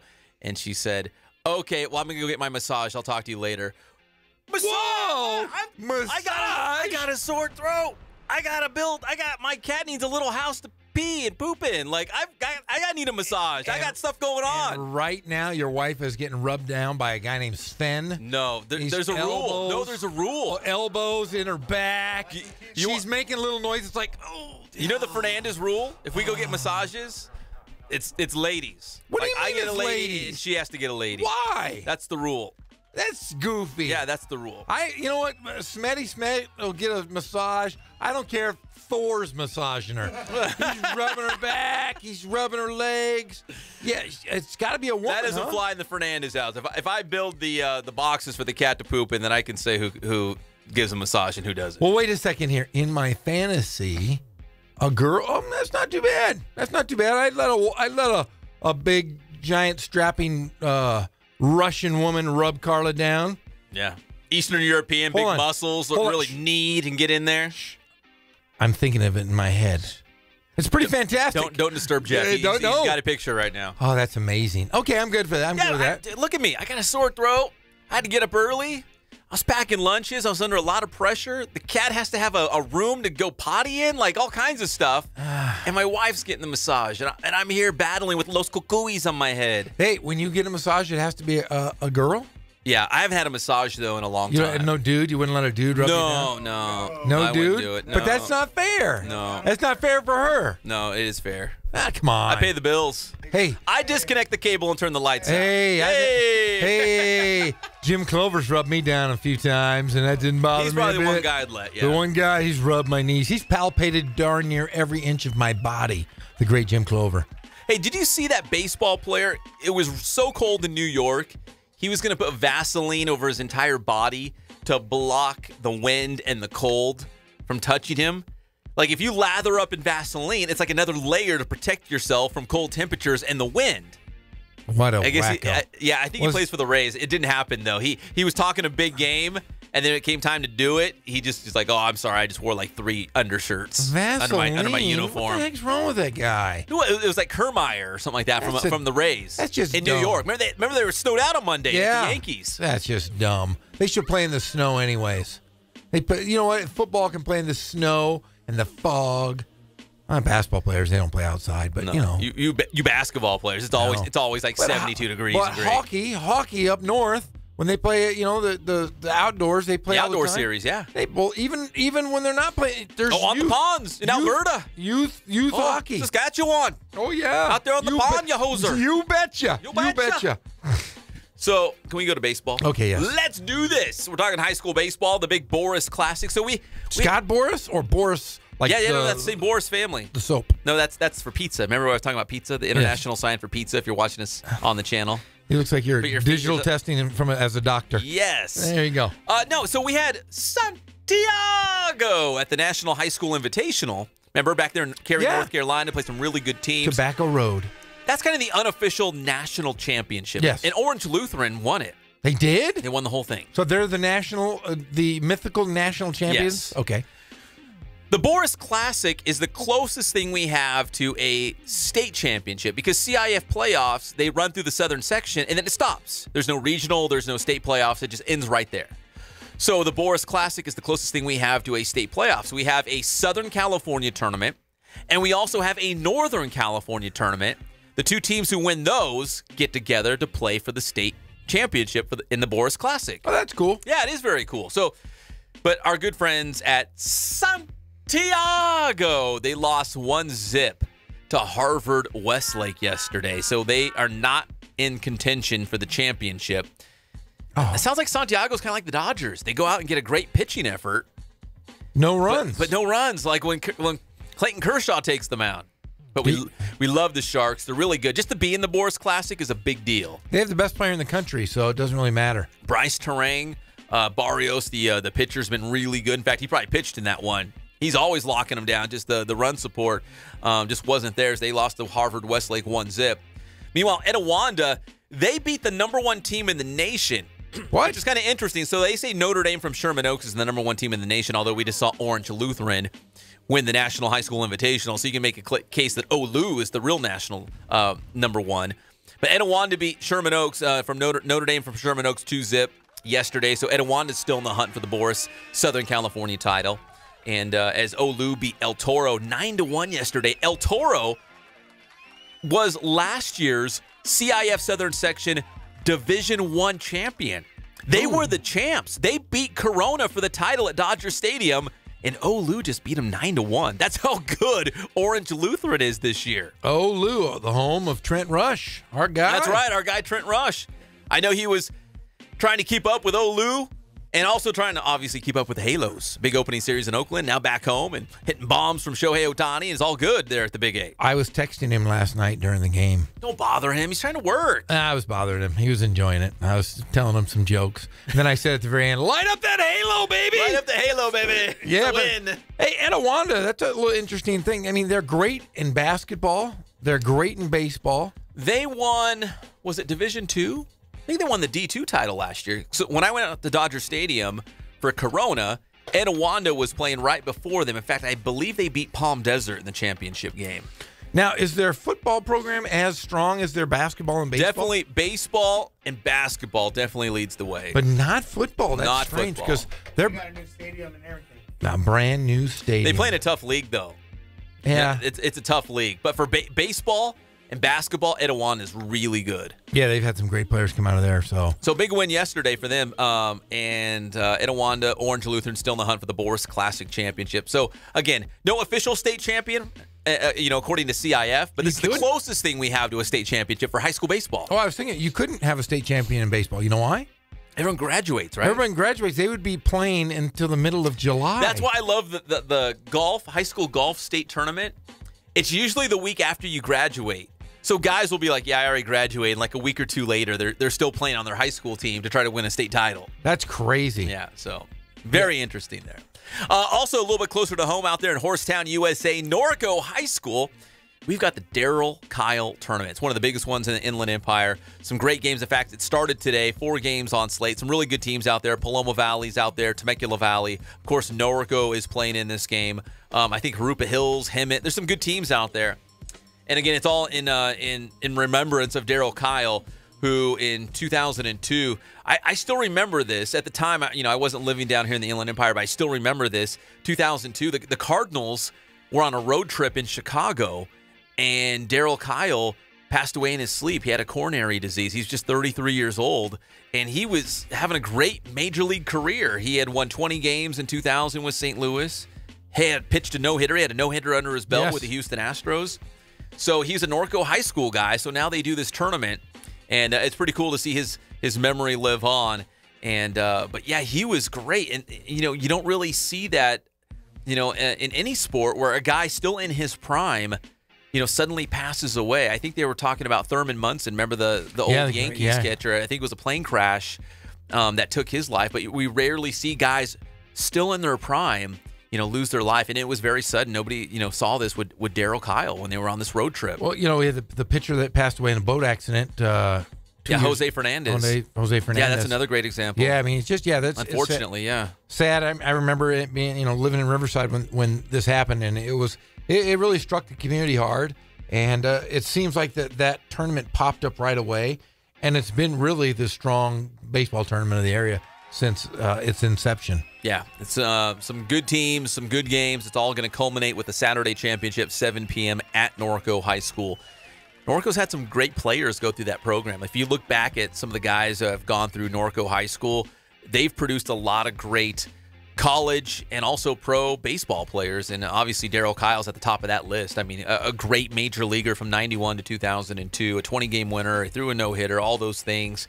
And I think a lot of people are just probably thinking, what could have been? He was just 33 years old. I mean, for a pitcher, that's still your prime. So it's pretty cool. They still do this tournament out there at Norco High School. So go check that out if you're looking for some high school baseball in our own backyard here in the Inland Empire. When we come back here on the Inland Sports Show, from high school baseball to, how about some high school hoops? We're going to talk about the Inland Sports All-Star Classic El Cuatro.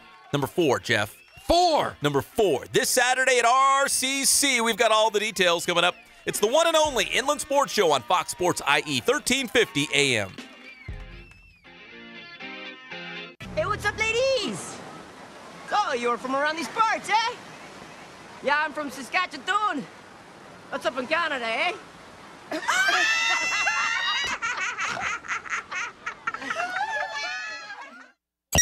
Inland Empire sports fans turn to the Inland. How you guys doing? I'm Coach Ray again. We're here at the Boost Performance Center with the one and only Pep Fernandez. So today's tip, I'm going to go over the shuttle run. So really, the shuttle run is a great drill to measure lateral speed, power, and change of direction. So we're going to go over that today, and it's a drill that can benefit really, again, any type of field sport, whether you're a basketball player, football, volleyball, soccer. If you got to change directions, you got to be quick. Shuttle run's for you. Okay, so Jacob's going to demonstrate the shuttle run here. We're going to start off with the stance. So he's going to have his feet about hip width. Now, this is really important because a lot of times you get guys who will try to shift their stance. You got to split the line evenly, and you want to make sure your toes are forward. You want to make sure your feet are right underneath your hips, all right? So he's going to have his feet forward and underneath their hips. All right, now, when I say set, he's going to drop down very quickly. Whatever hand is down is the direction that you have to go. So he's going to go to his left first, so he's got to have his left hand down. Now, his right hand is going to be right here. All right, it's going to be right in front of his body. His elbow's going to be flexed. Hand's going to be right under his chin. All right. So when I say he's going to drop down really fast. All right, he's going to put his hand down, left hand down on top of the line, right hand at his underneath his chin. Ready, set. All right, relax. All right, so that's the stance there. We don't want to hold the stance any longer than about 3 seconds. All right.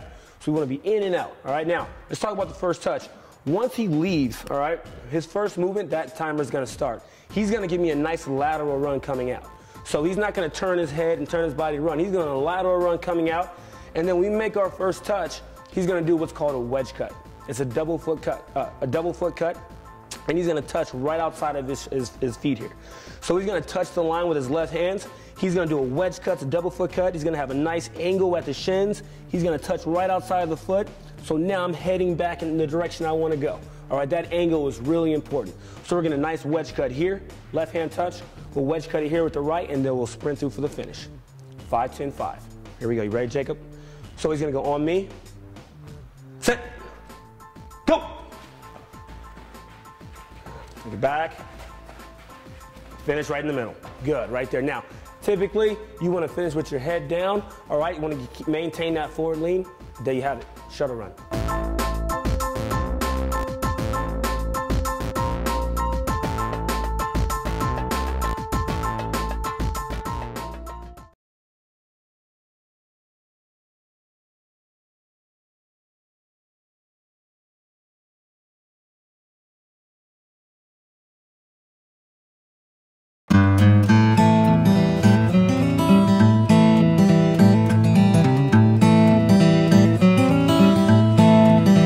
Focus on the customer here.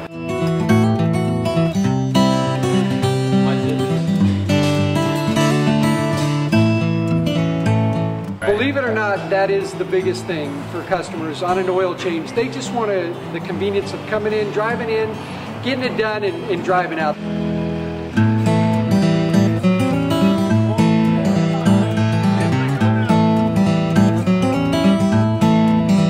Just greet them, get them going, and they're done in about 10 minutes or so.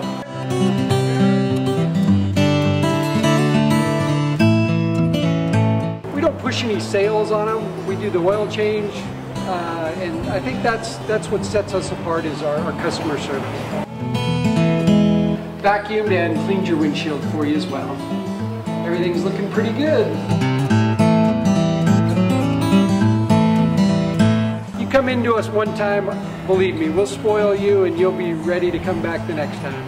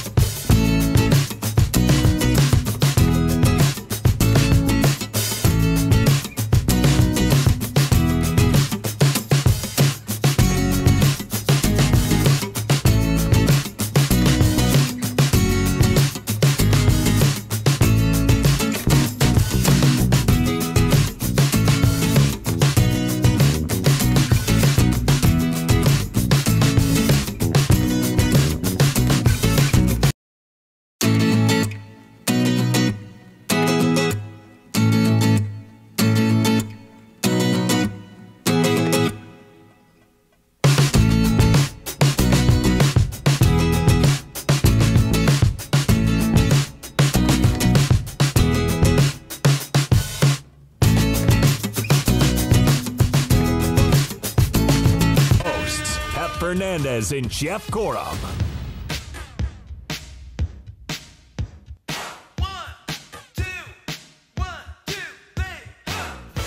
Welcome back to the Inland Sports Show on Fox Sports IE, 1350 AM. Of course, following all this afternoon baseball. Matt Andrews, you say, is pitching right now, Jeff, but it's not going too good for our UC Riverside and Redlands East Valley guy. Yeah, the Yankees are getting to Andrews. He's only given up 2 earned runs, but yeah, just a tough one. The Yankees, though, in that ball club, man, they got guys that can hit the ball. Remember Giancarlo Stanton, though? You were telling me yesterday, right? Booed.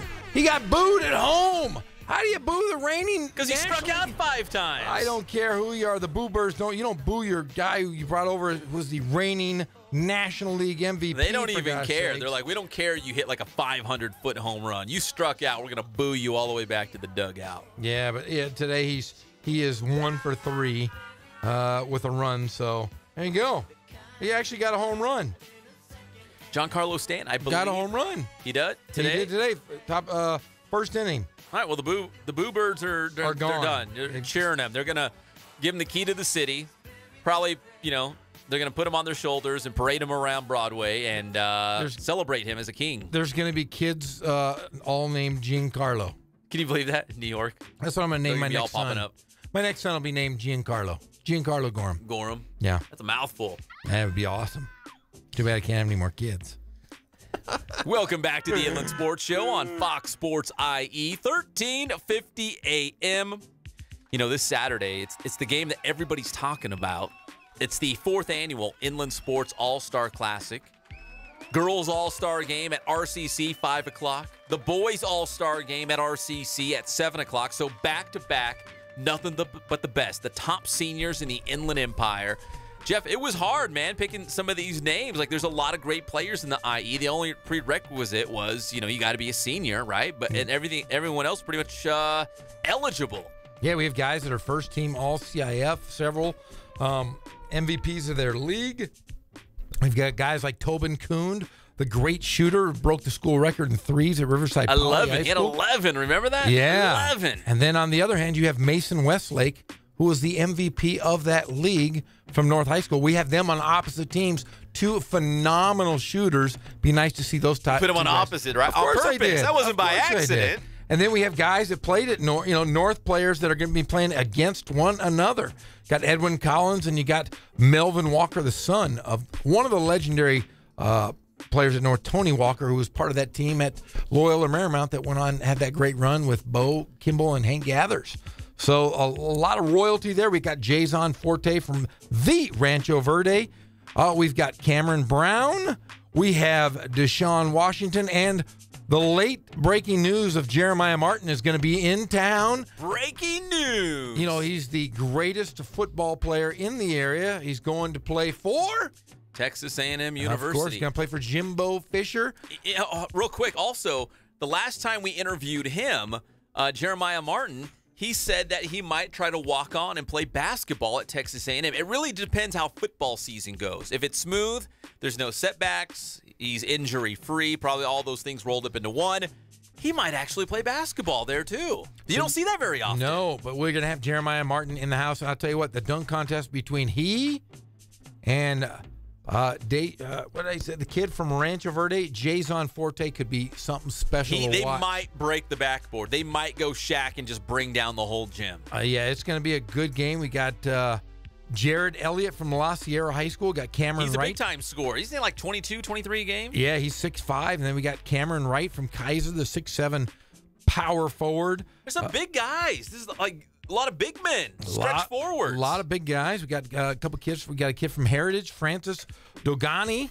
We have Darian Addison of Aquinas. You've got a chance to see him play quite a bit. Yeah, he's a scorer. We got Josh Hardiman, another big man, 6'7" out of Tockwitz.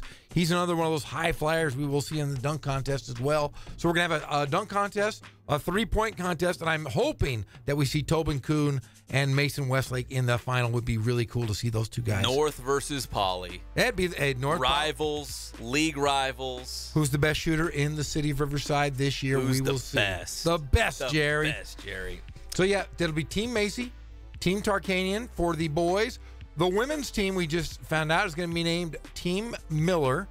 And after Cheryl Miller? Cheryl Miller. Excellent. And then Team Martin, named after Melania Martin, who played for UCLA, a great player out of Paris High School.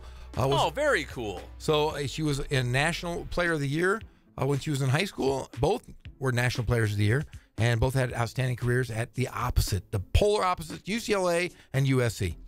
Because we love to celebrate the seniors and showcase them and really, send them off in a big way.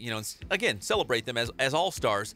But we also like to remember the rich tradition that's in Riverside, that's in the Inland Empire. That's why we name the teams after legendary players and coaches from this area because, again, we're proud of this area. There's been a lot of great athletes, especially basketball, a lot of great athletes, players, coaches to come from this area. Why not celebrate that tradition? Remember it and be proud of it. And again, naming the teams after them, it's kind of like the past meets the present and also the future. Some of these guys are going to go on to college and who knows, maybe professional careers. We got some great coaches. We got Justin Norman of La Sierra, the 5-time defending River League champion. Not 6 times. Not 6 times. They went to Hillcrest this year, but we decided to go stay in the River Valley League and honor Mark Gard. Mark Gard, who's coached almost 40 years in the area. He's going to end up coaching 50-plus by the time he's done. He just got inducted. He'll never walk away. Never. He just got inducted into the Citrus Belt Athletic Directors Hall of Fame. The women's coaches are going to be Mr. Lacey from San Jacinto High School and Coach Martinez from King High School. So both very well represented with the boys and girls games. So when Mark Gard went into the Citrus Belt Area Hall of Fame, did they say, from Supa Dupa Harupa Valley, Mark Gard? I believe they did. In fact, no. They, I think Rob Wygod was there and said, had Mark say a speech, and all Mark said was, "Thank you. I've surrounded myself with good people," and walked away. So Mark Gard, one of those humble guys. I'd go up there and be, "Thank you. I am the best. I am the best. This mustache is phenomenal. You all should gaze at it." He said that he was never going to shave it, by the way. Never? No. Because we talked about it on the show yesterday that he should shave it off if he loses. He should. It should be Justin Norman should shave his head because he's red. He'd be so, because Gard would be so embarrassed. He should probably go undercover. Shave off the mustache. No one know it's him. He can go undercover because if you lose the Inland Sports All-Star Classic, you'll never live it down. No. Never. And if you do see Mark Gard, ask him about his tramp stamp tattoo on his lower back. What is it? It's a sun. It's a sun? It's a like sun. the sun rising every morning? Rising, like rising it's a from new his birth every day? And it is rising from his butt crack and barely got to the small of his back. Like the crack of dawn. Yes. Like the sun rises in the east. Yes. Brings new life every single day. And then he has, he's got tattoos. He also has a parrot on his arm. So if you walk up to him, ask to see his parrot because he's a big Jimmy Buffett fanatic. Oh, is he? He's a parrot head? Yeah, he's a parrot head. So, but we love giving Mark Gard a hard time. He listens every single day. I want to be a pirate. There it is. He listens every day while he works out. He does? He's like 60-something years old, and he's built better than any guy I know. He's got a six-pack still. My wife, every time she sees him, she makes him take his shirt off. Really? Yeah, she goes, "Hey, Mark." He's kind of Magnum PI-ish. Oh, he's Tom Selleck, he is. Yeah. Seriously, my wife has a thing for Mark. Every time she sees him, she like lifts up his shirt and rubs his belly. But see, he's like a brother, so it's okay. I know that, Yeah, Mark's wife thinks I'm cute too. Hey, like a sun rising every morning. It's rising, bringing a new day with new dreams and new hopes. I'll think of Mark Gard's tramp tattoo. Stamp. Yeah, right above the crack. So. Maybe he'll show it to us tonight. Only if we're lucky. Maybe at the game. Right? Yes. Yeah, they could be the Suns. They could. We'll give them names. Oh, he's gonna be so. So mad. if Mark Gard's team was the Suns, what would Justin Norman's team name be? The Redbirds. The Redbirds? He's as red as they get. Everybody gets... He's real pasty, so when he's out in the sun, he really burns up? Or what? Burns big time. He looks like the guy who's the robot chicken guy. Seth Green. He is Seth Green. Seth Green. So, and I think he... Little guy, red hair. Yeah. Kind of annoying. Yeah, Seth Green. Definitely Justin Norman. Okay, yeah. So the Redbirds against the Suns? Yes, the Redbirds versus the Suns. All right, well, we just named the new teams again. All right, we come back here on the Inland Sports Show on Fox Sports IE 1350 AM. High school hoops to college basketball and UC Riverside talk. We'll be back. It's the one and only Inland Sports Show on Fox Sports IE 1350 AM.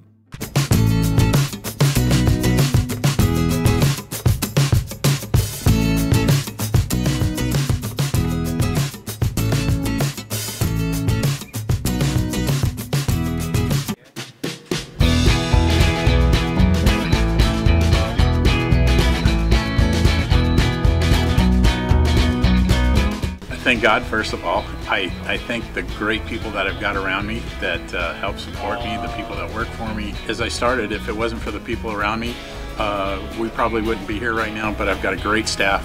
I've got great people that do stuff for us outside the store, and we've been very, very fortunate.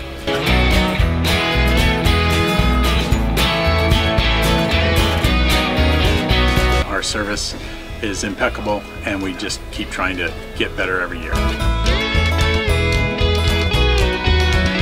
we can do online stuff for your teams, as well as, like I said, the screen printing, the embroidery. We also have 3 women that do extra sewing for us, like tackle tool on uniforms, or the bling or rhinestones for different shirts for the ladies.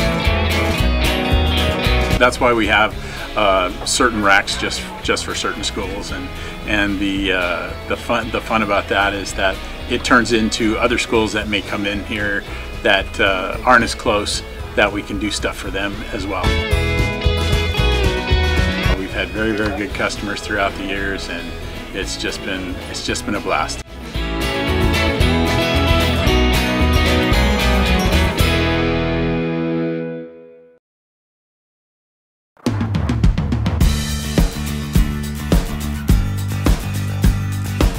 We're a small family-owned, strive for quality pre-owned vehicles. We're not a volume dealer, and we take every deal as personal to us.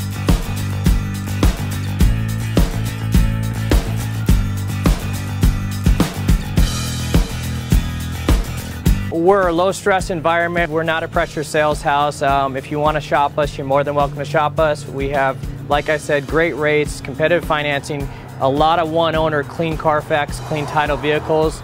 As you see, we have Carfax everywhere. That's most important to us, to educate our customers before they make a purchase.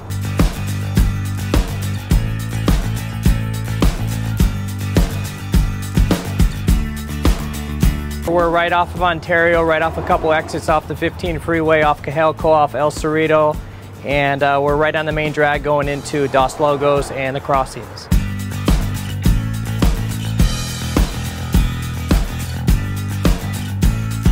We have great financing, we have great lenders that we're using. We do buy, sell, trade, cash for your car. Whatever we need to do to help accommodate the customer, that's what we're here for.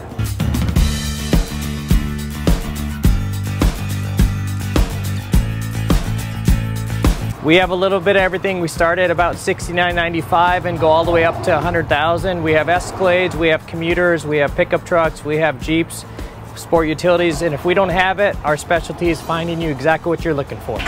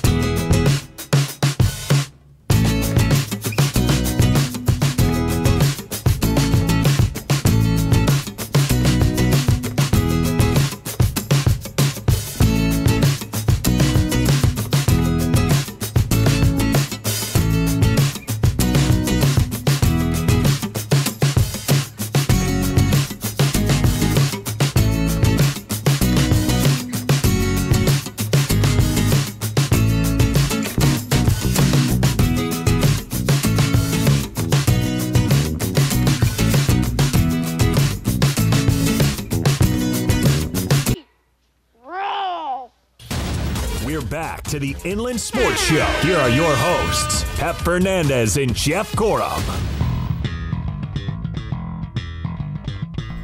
Welcome back to the Inland Sports Show on Fox Sports IE 1350 AM. We're brought to you by Spoiled, quick quality oil change, Kin Sporting Goods, Boost Performance Training with Coach Ray Bass, and Catalano Motors in Corona, right there off of Temescal Canyon Road. That's Catalano Motors. All right, so a week from today, we're going to have UC Riverside men's basketball coach David Patrick officially introduced, Jeff. Officially introduced to the public. They're going to have a big press conference on campus because that's how they do it. You know, you go to a big Division I program. Usually this happens with the football coaches, but we don't have football. We got basketball, though. We have hoops. That's the next best thing, right? Hoops. They're going to have a big press conference, and I think we're going to do the show live from UC Riverside. Maybe even carry the entire press conference live. Well, that would be cool. We got a dump button, so Greg will be standing by with the dump button. Not that I think that coach is going to say anything off color or anyone else on the stage. You mean there's no cursing at this press conference? No. It's not like a big heavyweight fight or an MMA fight? If John Ramey was emceeing, I'd be a little worried. Yeah, because he likes to curse. John Ramey and his musical lyrics. Ludacris. Yeah, Luda. Was it Luda and Ramey and was it somebody else? Snoop? Old Snoop Snoop-a-Loop? Dogg. I think Snoop-a-Loop's in there too. Yeah, he's got a potty mouth.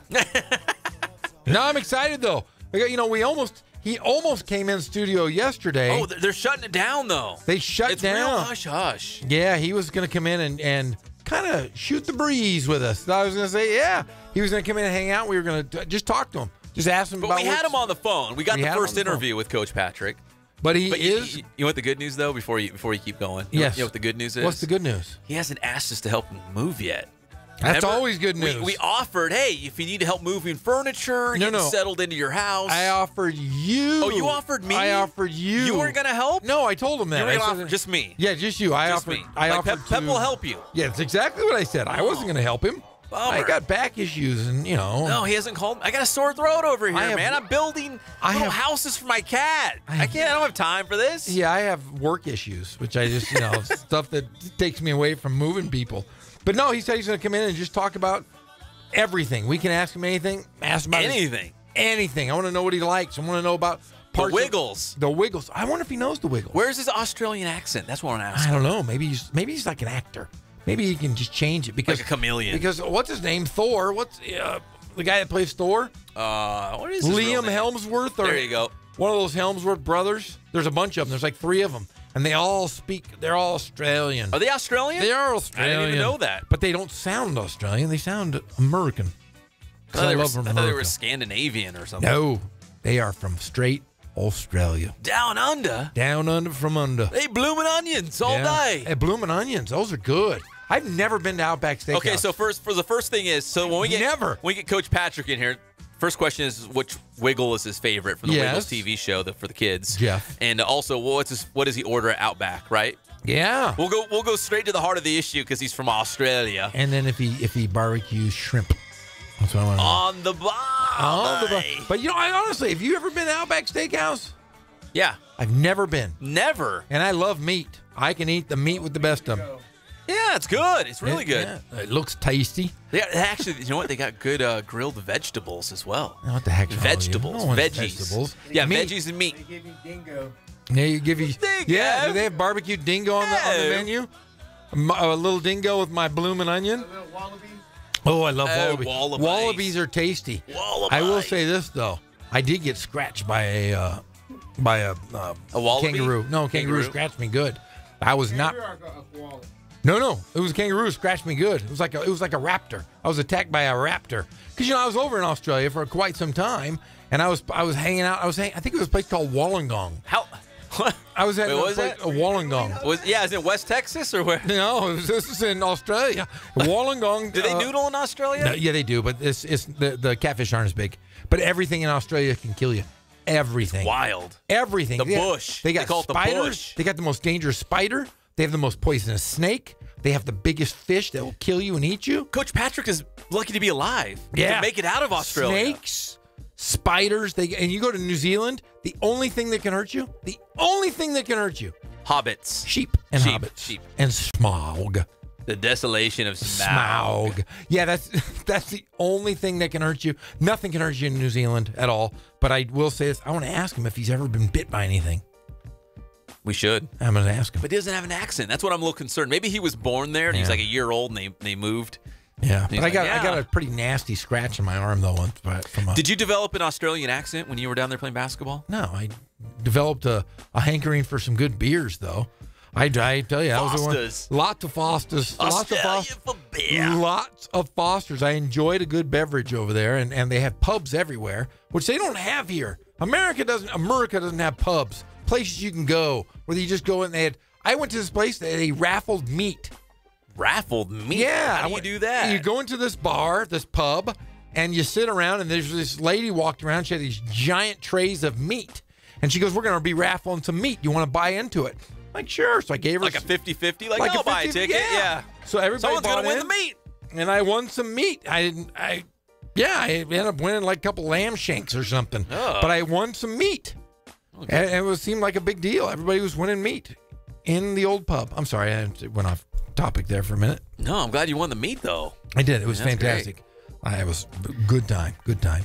So I worked with a guy who went to Australia for 2 weeks. Yeah? His name was, he's not listening to this show. His name was Jab.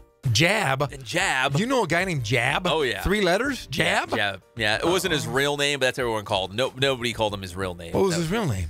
Jerry. Oh, okay. Hello, Jerry. Hello, Jab. But he came back from Australia, mate, and everything was, hey, mate. Yeah. If you met Jab, he kind of reminds me a little bit like Kramer. Oh. Yeah. So he kind of Kramer-ish from and Seinfeld. he was there for a week. But he's like, oh mate, well, I gotta get back down to. He called it. What do you call it? He called it Oz. Gotta go back down to Oz.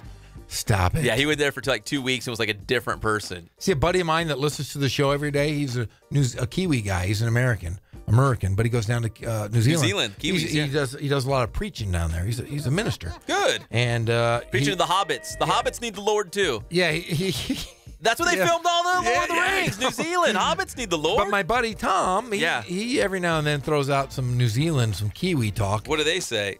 Same thing, mate. I just want to punch him out every time he says it, though. I want to slap him in his head and say, knock it off. Coach Patrick's going to come on this show, and we're going to hit him with all these questions. He's like, these two guys, this is the last I'm never setting foot in the Inland Sports studio again in my life. I'm going to show up with a didgeridoo. A didgeridoo. One of those things you throw. A boomerang, and a big Foster. Wouldn't that be so funny? I'm telling you, I'm going to bring it. There's a teacher that I work with. Has a didgeridoo? Yeah, he's a weirdo. He'll give it to me for a day. I'll bring a rain stick in, too. That would be so funny. Yeah, I'm going to do that. We'll order it out back. We'll bring a boomerang, a didgeridoo, and get Foster's here. Oh my gosh! We'll have like the Wiggles playing on a TV set in here. The best. Yeah, I can't wait.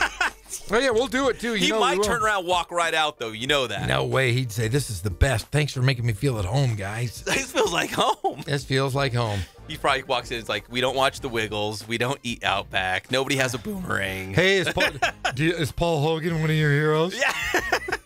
Is Crocodile Dundee your favorite movie of all time? Crocodile Dundee. Yeah, we got to mess with him. I can't wait. It'll be fun. But I do want to know his backstory because he doesn't have an accent. But we're going to get him. But his bio says he's from Australia. So when we interviewed him, it was all the nuts and bolts about basketball. Hey, congratulations. Welcome to UC Riverside. What do you think of the team? You're coming out of TCU, Texas Christian University. How that experience is going to help you. What was the interview process like? We asked him the nuts and the bolts, the meat and potatoes of becoming the new head coach at UC Riverside. We didn't really get into his backstory of what he's all he Oh, we're going to get into it, and we're going to get into it next Wednesday. Dude, if you bring in a didgeridoo, I might pass out, man. That would be the best. If we had if he walks in and there's a didgeridoo, what if I bring it to the press conference? He's walking on stage. Yeah. What if I'm just sitting there with it? I'm gonna do it, and I'll have one of those hats. One of those hats is off to the side. It's got a little tooth in it. Oh my gosh, that'd be the best. What if I do that? I might just sit there. I'll be in the audience, and he'll be looking at me like I'm crazy. And I'll go viral. Questions. I might do it. SportsCenter would pick that up. Hey, Tamika Smith-Jones. Tamika Smith-Jones, just know that I am coming with a didgeridoo. With a didgeridoo and a boomerang. How about this? You wear no shirt. I'll like do a little it. like a leather vest. Yes. With like a necklace with some teeth on it. I'll do it. Give me one. Oh my gosh. Any of our listeners out there, let me know if you have anything. I'll do it. You know what? I got a feeling he's gonna come in here and he's gonna say, guys, I was born in Australia. I was there for like 3 weeks. But yeah, and then my parents, we moved to wherever, New York City or Chicago. Doesn't matter. He's always gonna be the Australian. We're gonna mess with him all year. Do you miss Oz? Oh. No, I was there. I was there 5 months and then we moved. Do you miss your homeland, mate? You know, like he's gonna be like. Can you ask questions like that at a press conference? I'd save those juicy ones for the studio. All right, but yeah, I'm gonna do something funny though next week when you're doing that big press conference and we're doing the show from there. Yeah, I'm emceeing it, so you know me. I've got the cleanest mouth in the game. If it was John Ramey, if he's still around, nope. Man, nope. Luda, nope. Ramey, and old Snoop-a-Loop. Great musicians, but all super dirty, filthy. Filthy mouth. I mean, just like take Febreze and Lysol wipes and just get that all cleaned up. Just dirty. You know it. Tonight, we're going to be at the UC Riverside Coaches Show at Lake Alice in downtown Riverside. Also live on Riverside TV. We love you, Riverside TV. Love partnering up with Riverside TV and UCR, Inland Sports. We all come together and we have a great 1 hour show. Tennis, golf, and all the good stuff. David Patrick was going to be on the show, but they said, no, the press conference is too big. We got to wait. They pulled him off the dais. It's going to be a huge, huge press conference. We can't do it. And so we said, okay, let's talk golf and tennis. Let's do this thing. So it's going to be tonight, Lake Alice in downtown Riverside. When we come back, how about some California League Baseball? What? It's upon us. The Cal League season is here, Jeff. Are you ready? I'm always ready. We will talk Cal League baseball when we come back. It's the one and only Inland Sports Show on Fox Sports IE 1350 AM.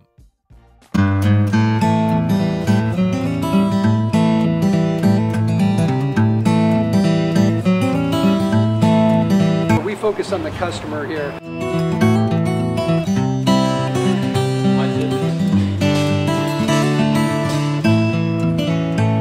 Believe it or not, that is the biggest thing for customers on an oil change. They just want the convenience of coming in, driving in, getting it done, and driving out.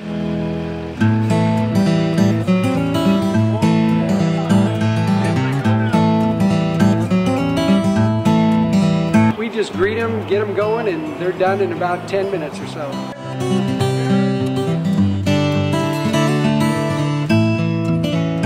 We don't push any sales on them. We do the oil change, and I think that's what sets us apart is our customer service. Vacuumed and cleaned your windshield for you as well. Everything's looking pretty good. You come into us one time, believe me, we'll spoil you and you'll be ready to come back the next time.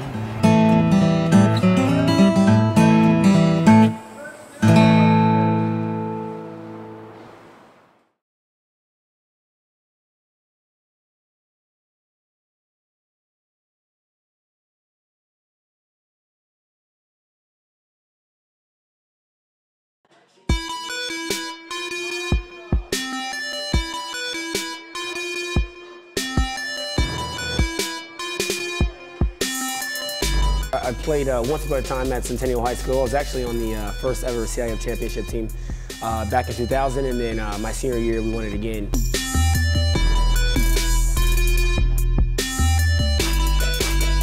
I'd say that's my passion because I've done it. You know, I know exactly where these athletes are at. I know what their mindset is right now. I know how hard it is to, number one, find a performance coach who can take you to the next level.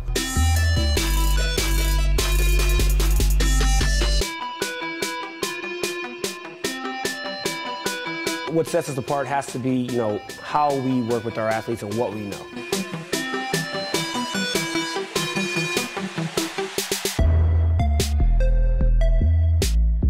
We can take an athlete and you know, help them reach their athletic potential, you know, help them, you know, prevent injuries, help get them stronger.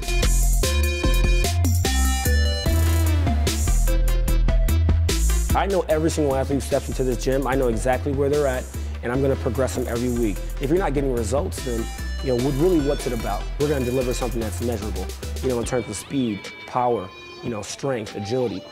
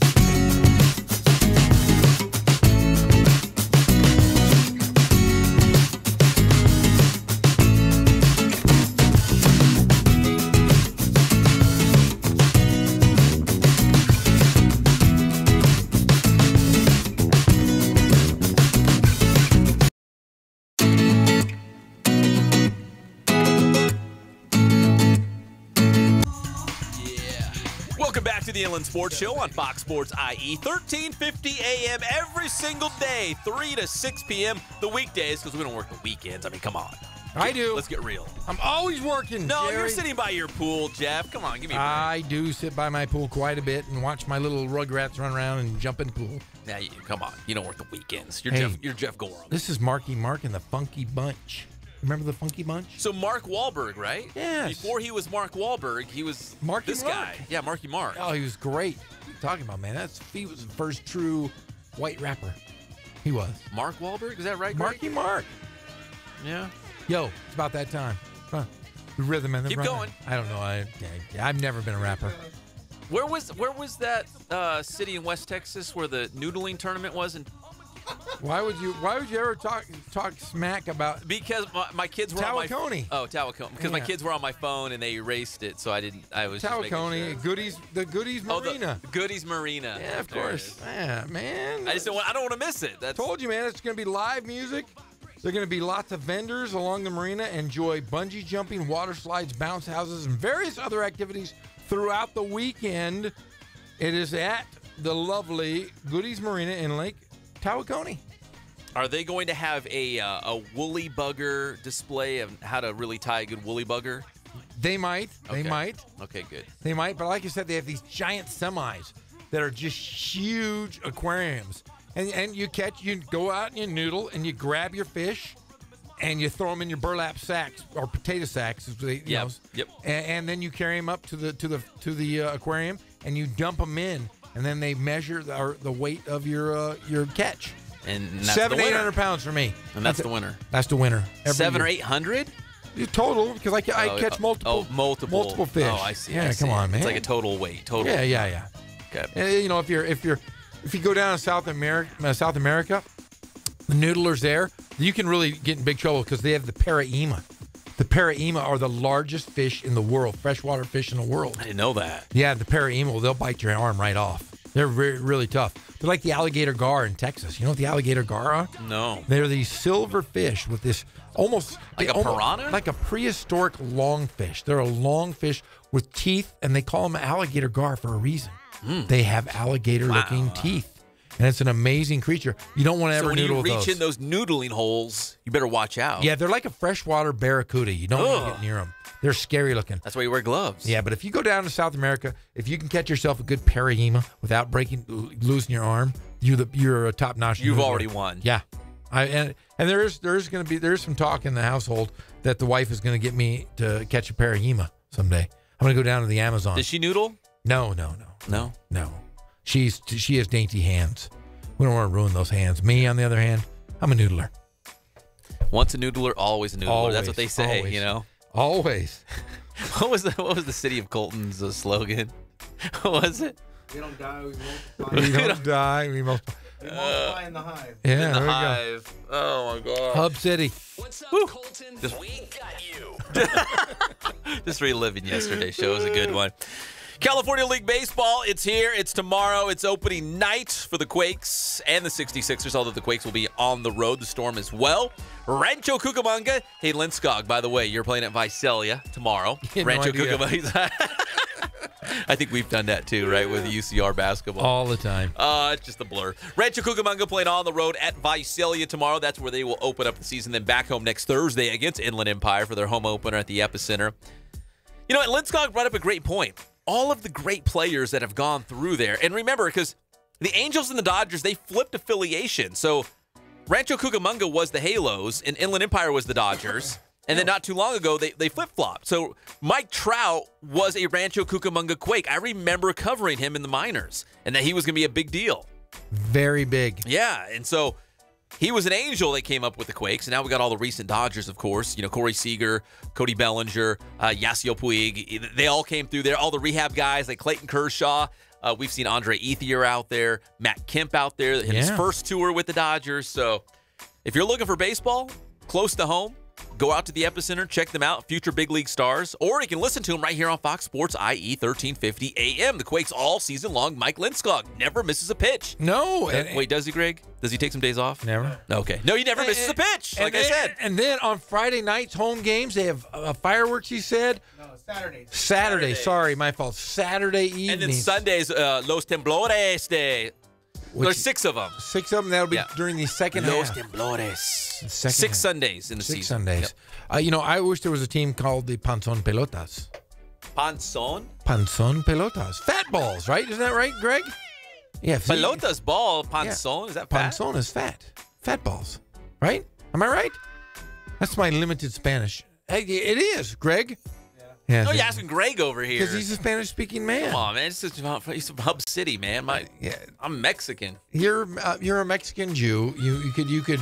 My dad is from Guadalajara. Your dad's from Guadalajara. It's in me. It's inside me. I'm reconnecting with my roots. Have you ever been to Guadalajara? No. Been to Mexico. It's my people. Well, my dad's from Guadalajara. Oh. Yeah. Way down there. So the 66ers, they're taking on the San Jose Giants. They are at home in San Bernardino come Thursday night. Went out there for media day, talked to some guys, including Griffin Canning, former UCLA pitcher. Oh, of course. He was a second-round pick last year, so you know he made a lot of money. You can always tell the high draft picks because you go out in the parking lot of the stadium. There's nice cars. And they have the super sweet, expensive cars. And you see the other guys, and they got like a moped. The 1995 Toyota Corolla. And it's all beat up and it's missing the bumper. Those are the guys who are holding on to that dream of playing baseball. And then like the big time picks like Griffin Canning who have I don't know what he drives, but I'm sure it's a pretty sweet ride out there. So I talked to him.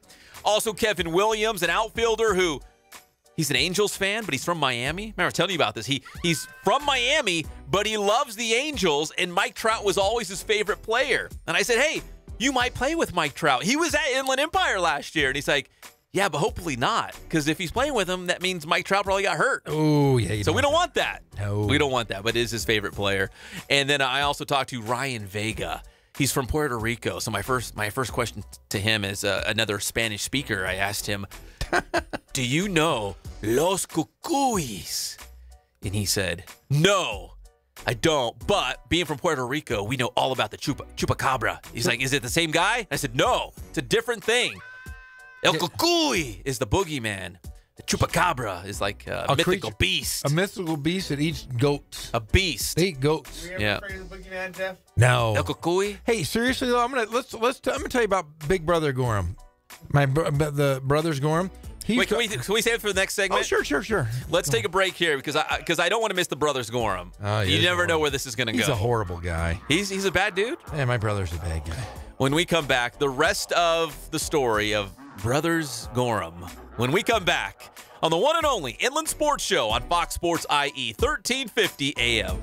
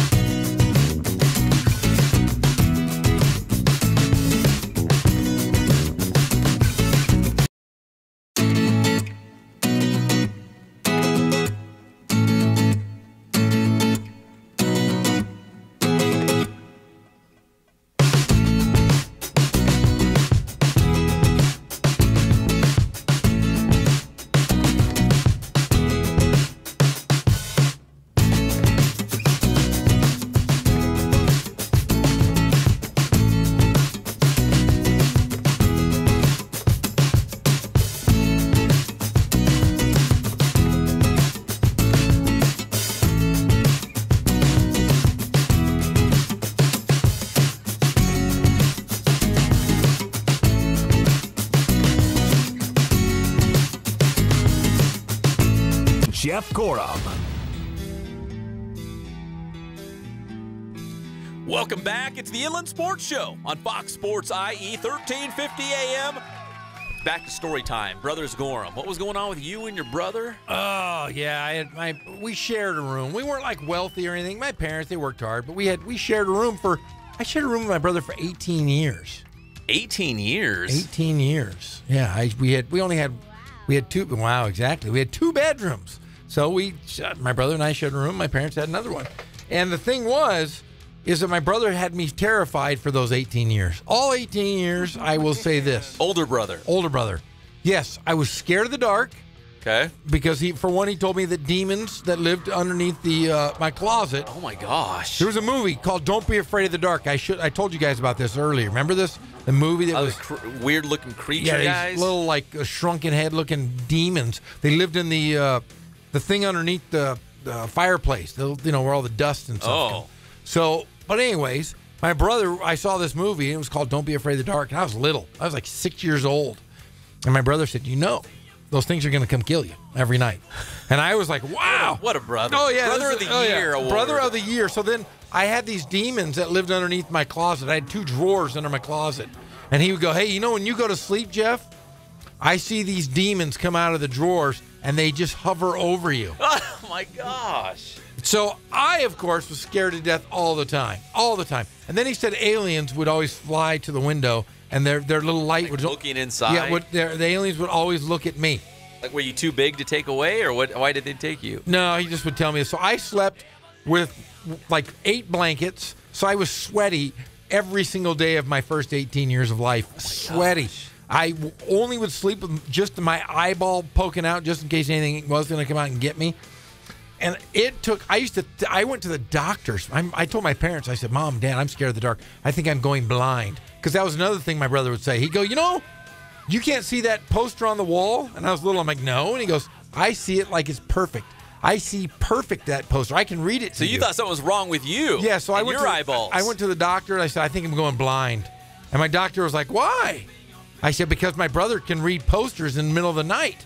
And I can't. I think I'm going blind. You were fine. I was fine. In fact, he said, you got great eyes, by the way, Jeff. Yeah, he was like, no. He checked me, and then he said, well, what is your brother saying? He reads the posters. And then I was really little, and he goes, well, he probably memorized them. So these are the things that my brother would do to me on a nightly basis. Brother of the Year. Oh, brother. Doesn't he do sports talk? Yeah, he's a real jerk. He does it back in New Hampshire. Wait, hold on. Speaking of your brother, so who's his co-host? Oh, it's the pitcher. What was it? The St. Louis Cardinals pitcher. Was it Matt Carpenter? Matt Carpenter is his partner on the radio. They do like a 1-hour show, I think, daily. They're starting to do it. Matt daily. Carpenter was good. Is that who it is? Yeah, Matt Carpenter. That is who it was. He was. Wasn't he? Wait, hold on. So he gets Matt Carpenter, and I get you? You get me. I got you, Pep. But it gets worse. It's worse? Yes. He used to always tell me also, he goes, if you sleep too hard, if you get too relaxed when you sleep, you could die. So I would always be at the fringe of falling asleep and thinking, I'm really relaxed. I could die at this moment. So I never, for 18 years, ever had a nice, comfortable night's sleep because my brother was evil. Told me demons would get me. He told me I was going blind. Aliens would look at me through the window, but they would communicate with him. And then I'd say, can I come sleep with you? And he'd say, nope. I don't want those guys coming over and getting me too. Oh. Yeah, it was a nightmare growing up in the Gorham house. My parents were wonderful. I loved my brother, but yeah, he's a real big jerk. Yeah, I think it's not Matt Carpenter's still playing. No. It's got to be another pitcher. There was another Carpenter, I think, that pitched. It was good, wasn't he? Chris Carpenter. Chris Carpenter, I believe. Yeah, I know that he was a big-time player. He lives in New Hampshire. They play... Chris Carpenter was a part of the St. Louis Cardinals. Yes. Chris Great Carpenter. pitcher. I think he was a 20-game winner, wasn't he? Yeah. I think he might have won the Cy Young. There he is. Yeah, Chris Carpenter. Yeah, he does sports talk with my brother. I wonder if he ever messes with Chris Carpenter. I bet he could whoop my brother. I hope he does. Hope he gives him a good punch in the nose. My brother Justin. Are they on Twitter? I got to find them on Twitter. I don't know if my brother is on Twitter. He should be. Come on, he's a big radio guy. It's radio in New Hampshire. It's in Bedford, New Hampshire. No, I never even heard of it. Exactly. No. He just does it because it's like fun. Does he look at you and say, man, you made it big. You've made it. No. You guys are in the big No, time. 'cause you Southern go- California, Jeff, you are big time. No, because my parents still love my brother the best. They do? Oh, yeah. They know I'm on Fox Sports every single day, 3 hours a day, slaving away, coming up with good stuff. And then they always go, oh, your brother. Oh, he's doing Your so brother, well. he's very big in Oh, Bedford. Justin is doing so well in New Hampshire. Down at the diner, they have his picture up at the diner. He's got his own radio show. Your father calls in and talks to him, and it's such a good show. And I'm thinking, Mom, Dad, I'm in Southern California. I got 3 hours a day. There's 4 million people in the Inland Empire, all listening right now. listening, but yet I'm still not good enough for my mom and dad. That's what makes it so sad. Bedford's popping off though. Don't discount Bedford, New Hampshire. Yeah, it just Is it makes New me Hampshire. laugh. Yeah, New It's Hampshire. New Hampshire. Yep. But it just makes me laugh. They're like, "Oh, your brother's doing so well." I go, He's so good. You guys, do you ever listen to his show? No, it's like on. No, I don't even know if I Not can like get this. It. I bet you it's No. not like this. There's no dish redos and noodling. I don't even Tell you know if that. I can get it. I don't think I can get it. You can't get it. No. They don't have it. Do they have internet there? Hey, New I'm Hampshire? sure they do. Okay. But yeah, he called once when you weren't here. I don't think. He called it in the show. called in the What show do they and talk yelled at about me. on their show? I mean, what's going on in New Boston. Hampshire? Boston sports, Celtics, Boston, Patriots. Red Sox. Maybe we should have him on the show to talk about Brandon Cooks going from the Patriots to the Rams. Hey, he wouldn't know. He's a ding dong. They have what is it? What are they? The Manchester River Cats is their minor league baseball. I wouldn't know. I don't know. That's minor league baseball. The River Cats. Or Manchester River You know what? Cats. They have minor league hockey in Manchester as well. They do. Because the Ontario Reign and the Manchester Monarchs, I believe they flipped leagues. Because Manchester Monarchs used to be American Hockey League. I know they and have. the Reign were East Coast Hockey League. And I think they switched. I think Manchester's ECHL, and now obviously the Reign's AHL. There you go. My brother's covering some big time stuff. The River Cats and the, what'd you call them? I think of the Monarchs, the Manchester Monarchs. That's what he's covering. And you and I are covering Dodgers, Angels, Lakers, Rams, Clippers, Chargers. All the good stuff. He doesn't have a clue. Hey, by the way, your boy RG3, remember Robert Griffin III? Oh, yeah, I like that guy. I didn't know he was still playing football, but Still? He's signed with Baltimore today. He's going to the Ravens. He's the guy that was married, left his wife for a track athlete at Florida State. And He did? Is that real? I didn't know that. And then he remarried again, and his ex-wife and his current wife look like sisters. Mike's the same kind, I guess. Yeah, it's the exact same person. Do you think he could still play? Yeah, he's got no legs. I mean, he's got think. like that fragile label on him. You know, he gets easily hurt. He plays kind of with reckless abandon. He likes to run. He was pretty good with the Redskins for a while. Yeah. Didn't he play for the Browns? Did It's he? all downhill Yeah, when he you go to did. Cleveland. He did Yeah, play for it's the all Browns. downhill He from did. there. He wasn't Brown. He was, what can Brown do for you? Nothing, my friend. Nothing. That's like Johnny Manziel. Johnny Manziel. He's another former Browns quarterback trying to make a comeback. I think he said something disparaging today against. Yeah, he did. Didn't he rip on the Browns? Basically, he was saying, it's not my fault. It's the Browns' fault that they drafted me. They should have known that Johnny Football over here isn't a hard worker. Come on, guys. Were you expecting to draft me and bring me in and think I'm going to come in early and stay late and work hard? Yeah. Man, you guys are dumb. And I want him to do well, but you can't say stupid stuff like that. That's pretty stupid, Johnny Football. Yeah. Oh, that's just depressing. Yeah, I want to see him do well. I don't like him coming out with the victim card like, oh, like it was so bad and I hit rock bottom. It wasn't my fault. It was Cleveland's fault. They should have known the kind of guy I was. Let the past be in the past. Don't even bring it up. I just talk about the future. You know what I mean? Like, hey, guys, here's the guy I'm going to be going forward. Whatever NFL team, Canadian Football League team, the spring football league that he's going to play in, this is the guy I'm going to be going forward. Don't even talk about Johnny Football. In fact, I dropped that Johnny Football moniker because that's always going to be associated and tied with that former guy. So is he going to play in that spring league? I think he's playing in some spring league, yeah. Is it tackle or touch, or what is it? I don't know. I didn't look into it that much. I don't care that much. I don't either. No. I like him. If he does something in it, I'm sure it'll be all over the headlines. Yeah. Johnny Football throws 3 touchdowns or whatever. So. Against little kids. Against little kids, like Little Giants. Remember that movie, Little Giants? Yeah. He's playing football in Rick Bedford. Moranis, wasn't he in that movie? Yeah. No, Little Giants, man. Little Giants playing football in Bedford, New Hampshire. Hey, how about one more NFL story? Okay. So Von Miller, you were telling me about this, Jeff. So Von Miller of the Denver Broncos, He was out sea fishing. I know our boy Kenny Clark likes to go out there. Well, he went once and got really sick. Kenny Clark doesn't go back out. But Von Miller was out there on the high seas fishing, and he caught, what was it, a tiger shark or a hammerhead shark, or what was it? He caught a 9.5-foot hammerhead shark. That's a big shark. That is a large shark. You can type it in on the internet and look. There's a picture of him holding the shark. The thing is, the shark died.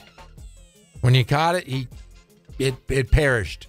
So instead of... So he landed. He brought it on board. He got it on the boat, and it died. Yeah, it died. And instead of taking it back to the shore, he threw it back overboard. So apparently by catching this fish, he killed it. You have PETA is now very upset with him. And the Florida Fish and Wildlife Commission is having a little issues with Von Miller. Von Miller could be in some hot water. Could face some... pictures popped up, right? I don't know if it was on social media, but there's pictures out there. It's all over. It is all over. They're classified as Group 3 sharks according to the commission, and harvesting them in state waters is a second-degree misdemeanor in Florida. It's punishable by a $500 fine and 60 days in jail. That is all determined by a judge. So he's in a little bit of hot water. He's kind of a wacky guy. Von Miller and Sua Cravens all together now. All together in that. Kind of the same guy in a weird way. But he's a hunter, an avid hunter and fisherman. He's always posting photos and videos of his outdoor endeavors. But this one right here, but you don't know the whole story. We only see pictures. You know what I mean? Like maybe he was trying to bring the shark in, take a picture with it, and then catch and release, put it back in the water, and something happened along the way. I don't know. We don't know he hasn't talked about it. We don't know the whole story. He hasn't, but the picture is, you look at the picture, that shark is not breathing. It's dead. That shark is bleeding everywhere. It's not a happy looking shark. But yeah, he's in a little bit of hot water with PETA and the Florida Fish and Game Committee. When we come back here on the Inland Sports Show, we're going to wrap things up. Jeff, I'm also going to tell you who's the favorite to win the Masters. It came out today. They have named the favorite, and I'll tell you where Tiger John Wood Daly. ranks. No. David Duval. No. Arnold Palmer. The drink? The golfer. The golfer, no. Oh, okay. I'm going to tell you the favorite and where Tiger Woods ranks. Tiger Woods as we go into Augusta beginning tomorrow with the first round. We'll be back. It's the one and only Inland Sports Show on Fox Sports IE, 1350 AM.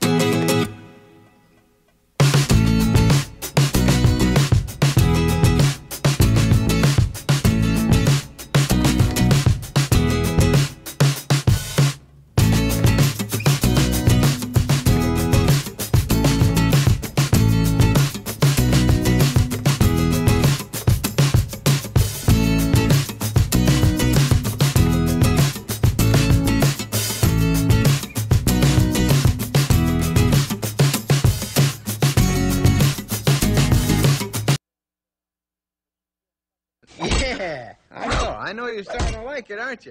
Chop that wood. Yeah, that's it. Ow! You're sick! You're sick! Why would you do that to me? I'm just kidding you, pal. We're back to the Inland Sports Show. Here are your hosts, Pep Fernandez and Jeff Corum. That's your boy Deedsy, Mr. Deeds. Didn't he buy the Jets? When he inherited all that money, he bought the Jets. And he kicked that quarterback off the team. He was a real Johnny Manziel. Remember he kicked him off? God, I would love to be an owner of a team. Hey, so the favorite for the Masters, it came out today. The favorite going into the tournament. Lee Trevino. Oh, no. Chichi Rodriguez. Chichi Rodriguez. Jordan Spieth. Oh, that makes sense. Jordan Spieth is the favorite. Tiger Woods, the 5th favorite to win the Masters. Ooh. But still number 5, that's not bad. 5th on the list. Yeah, if you'd have said this a year ago, he wouldn't have even been People would be mentioned. like, you are crazy. Yeah, so kind of nice to have Tiger Woods back in the fold. Hey, we're talking about him. He's relevant. Golf's relevant again as well. It's all brought to you by our good friends at Spoiled. Quick quality oil change. You'll be spoiled by excellent customer service and low prices. It's in the name. Spoiled. You get the flower, you get the mint, and you keep your car going strong out there on the 91, the 60, the 10, 215. What else is out there? 71, the 210, 74. Let's not forget the 210, the 74. All over the place. Spoiled. Ken Sporting Goods, more than 40 years in the Inland Empire, bringing you all of your sporting gear needs. Don't forget, don't sleep on the team sales. Don't sleep on the Letterman's jackets. They can do all of that, and they do it right there in-house. They're the best. It's Ken's Sporting Goods. Boost Performance Training with Coach Ray Bass. Follow them on Instagram. Follow them on Twitter. Stay up to date on the very latest on Boost and the Boost athletes. They train up athletes of all sports, from lacrosse to golf to baseball, football. And they have a strength and speed class. The first one is always free when you mention Jeff Corum. And finally, Catalano Motors in Corona, off of Temescal Canyon Road, where you can buy, trade, finance. CatalanoCars.com is the website. Go see for yourself. Go check out the lot off Temescal Canyon Road. No pressure, super easy car shopping experience. Find that sweet new ride in your life. Catalano Motors in Corona, off of Temescal Canyon Road. Tomorrow on the Inland Sports Show, we'll talk Masters. They'll be teeing off at Augusta. And also the latest from Major League Baseball, the Rams. And also, I think we're going to hear from Cajon quarterback Jaden Daniels on a recruiting trip from the University of Florida Gators. Big show, Jeff. Are you excited? You look excited. I am fired up. I always love doing the show. Tomorrow is a Thursday. We're getting closer to the big All-Star game on Saturday night. It's going to be a big one. We'll see you tomorrow, 3 o'clock. It's the one and only Inland Sports Show on Fox Sports IE, 1350 AM.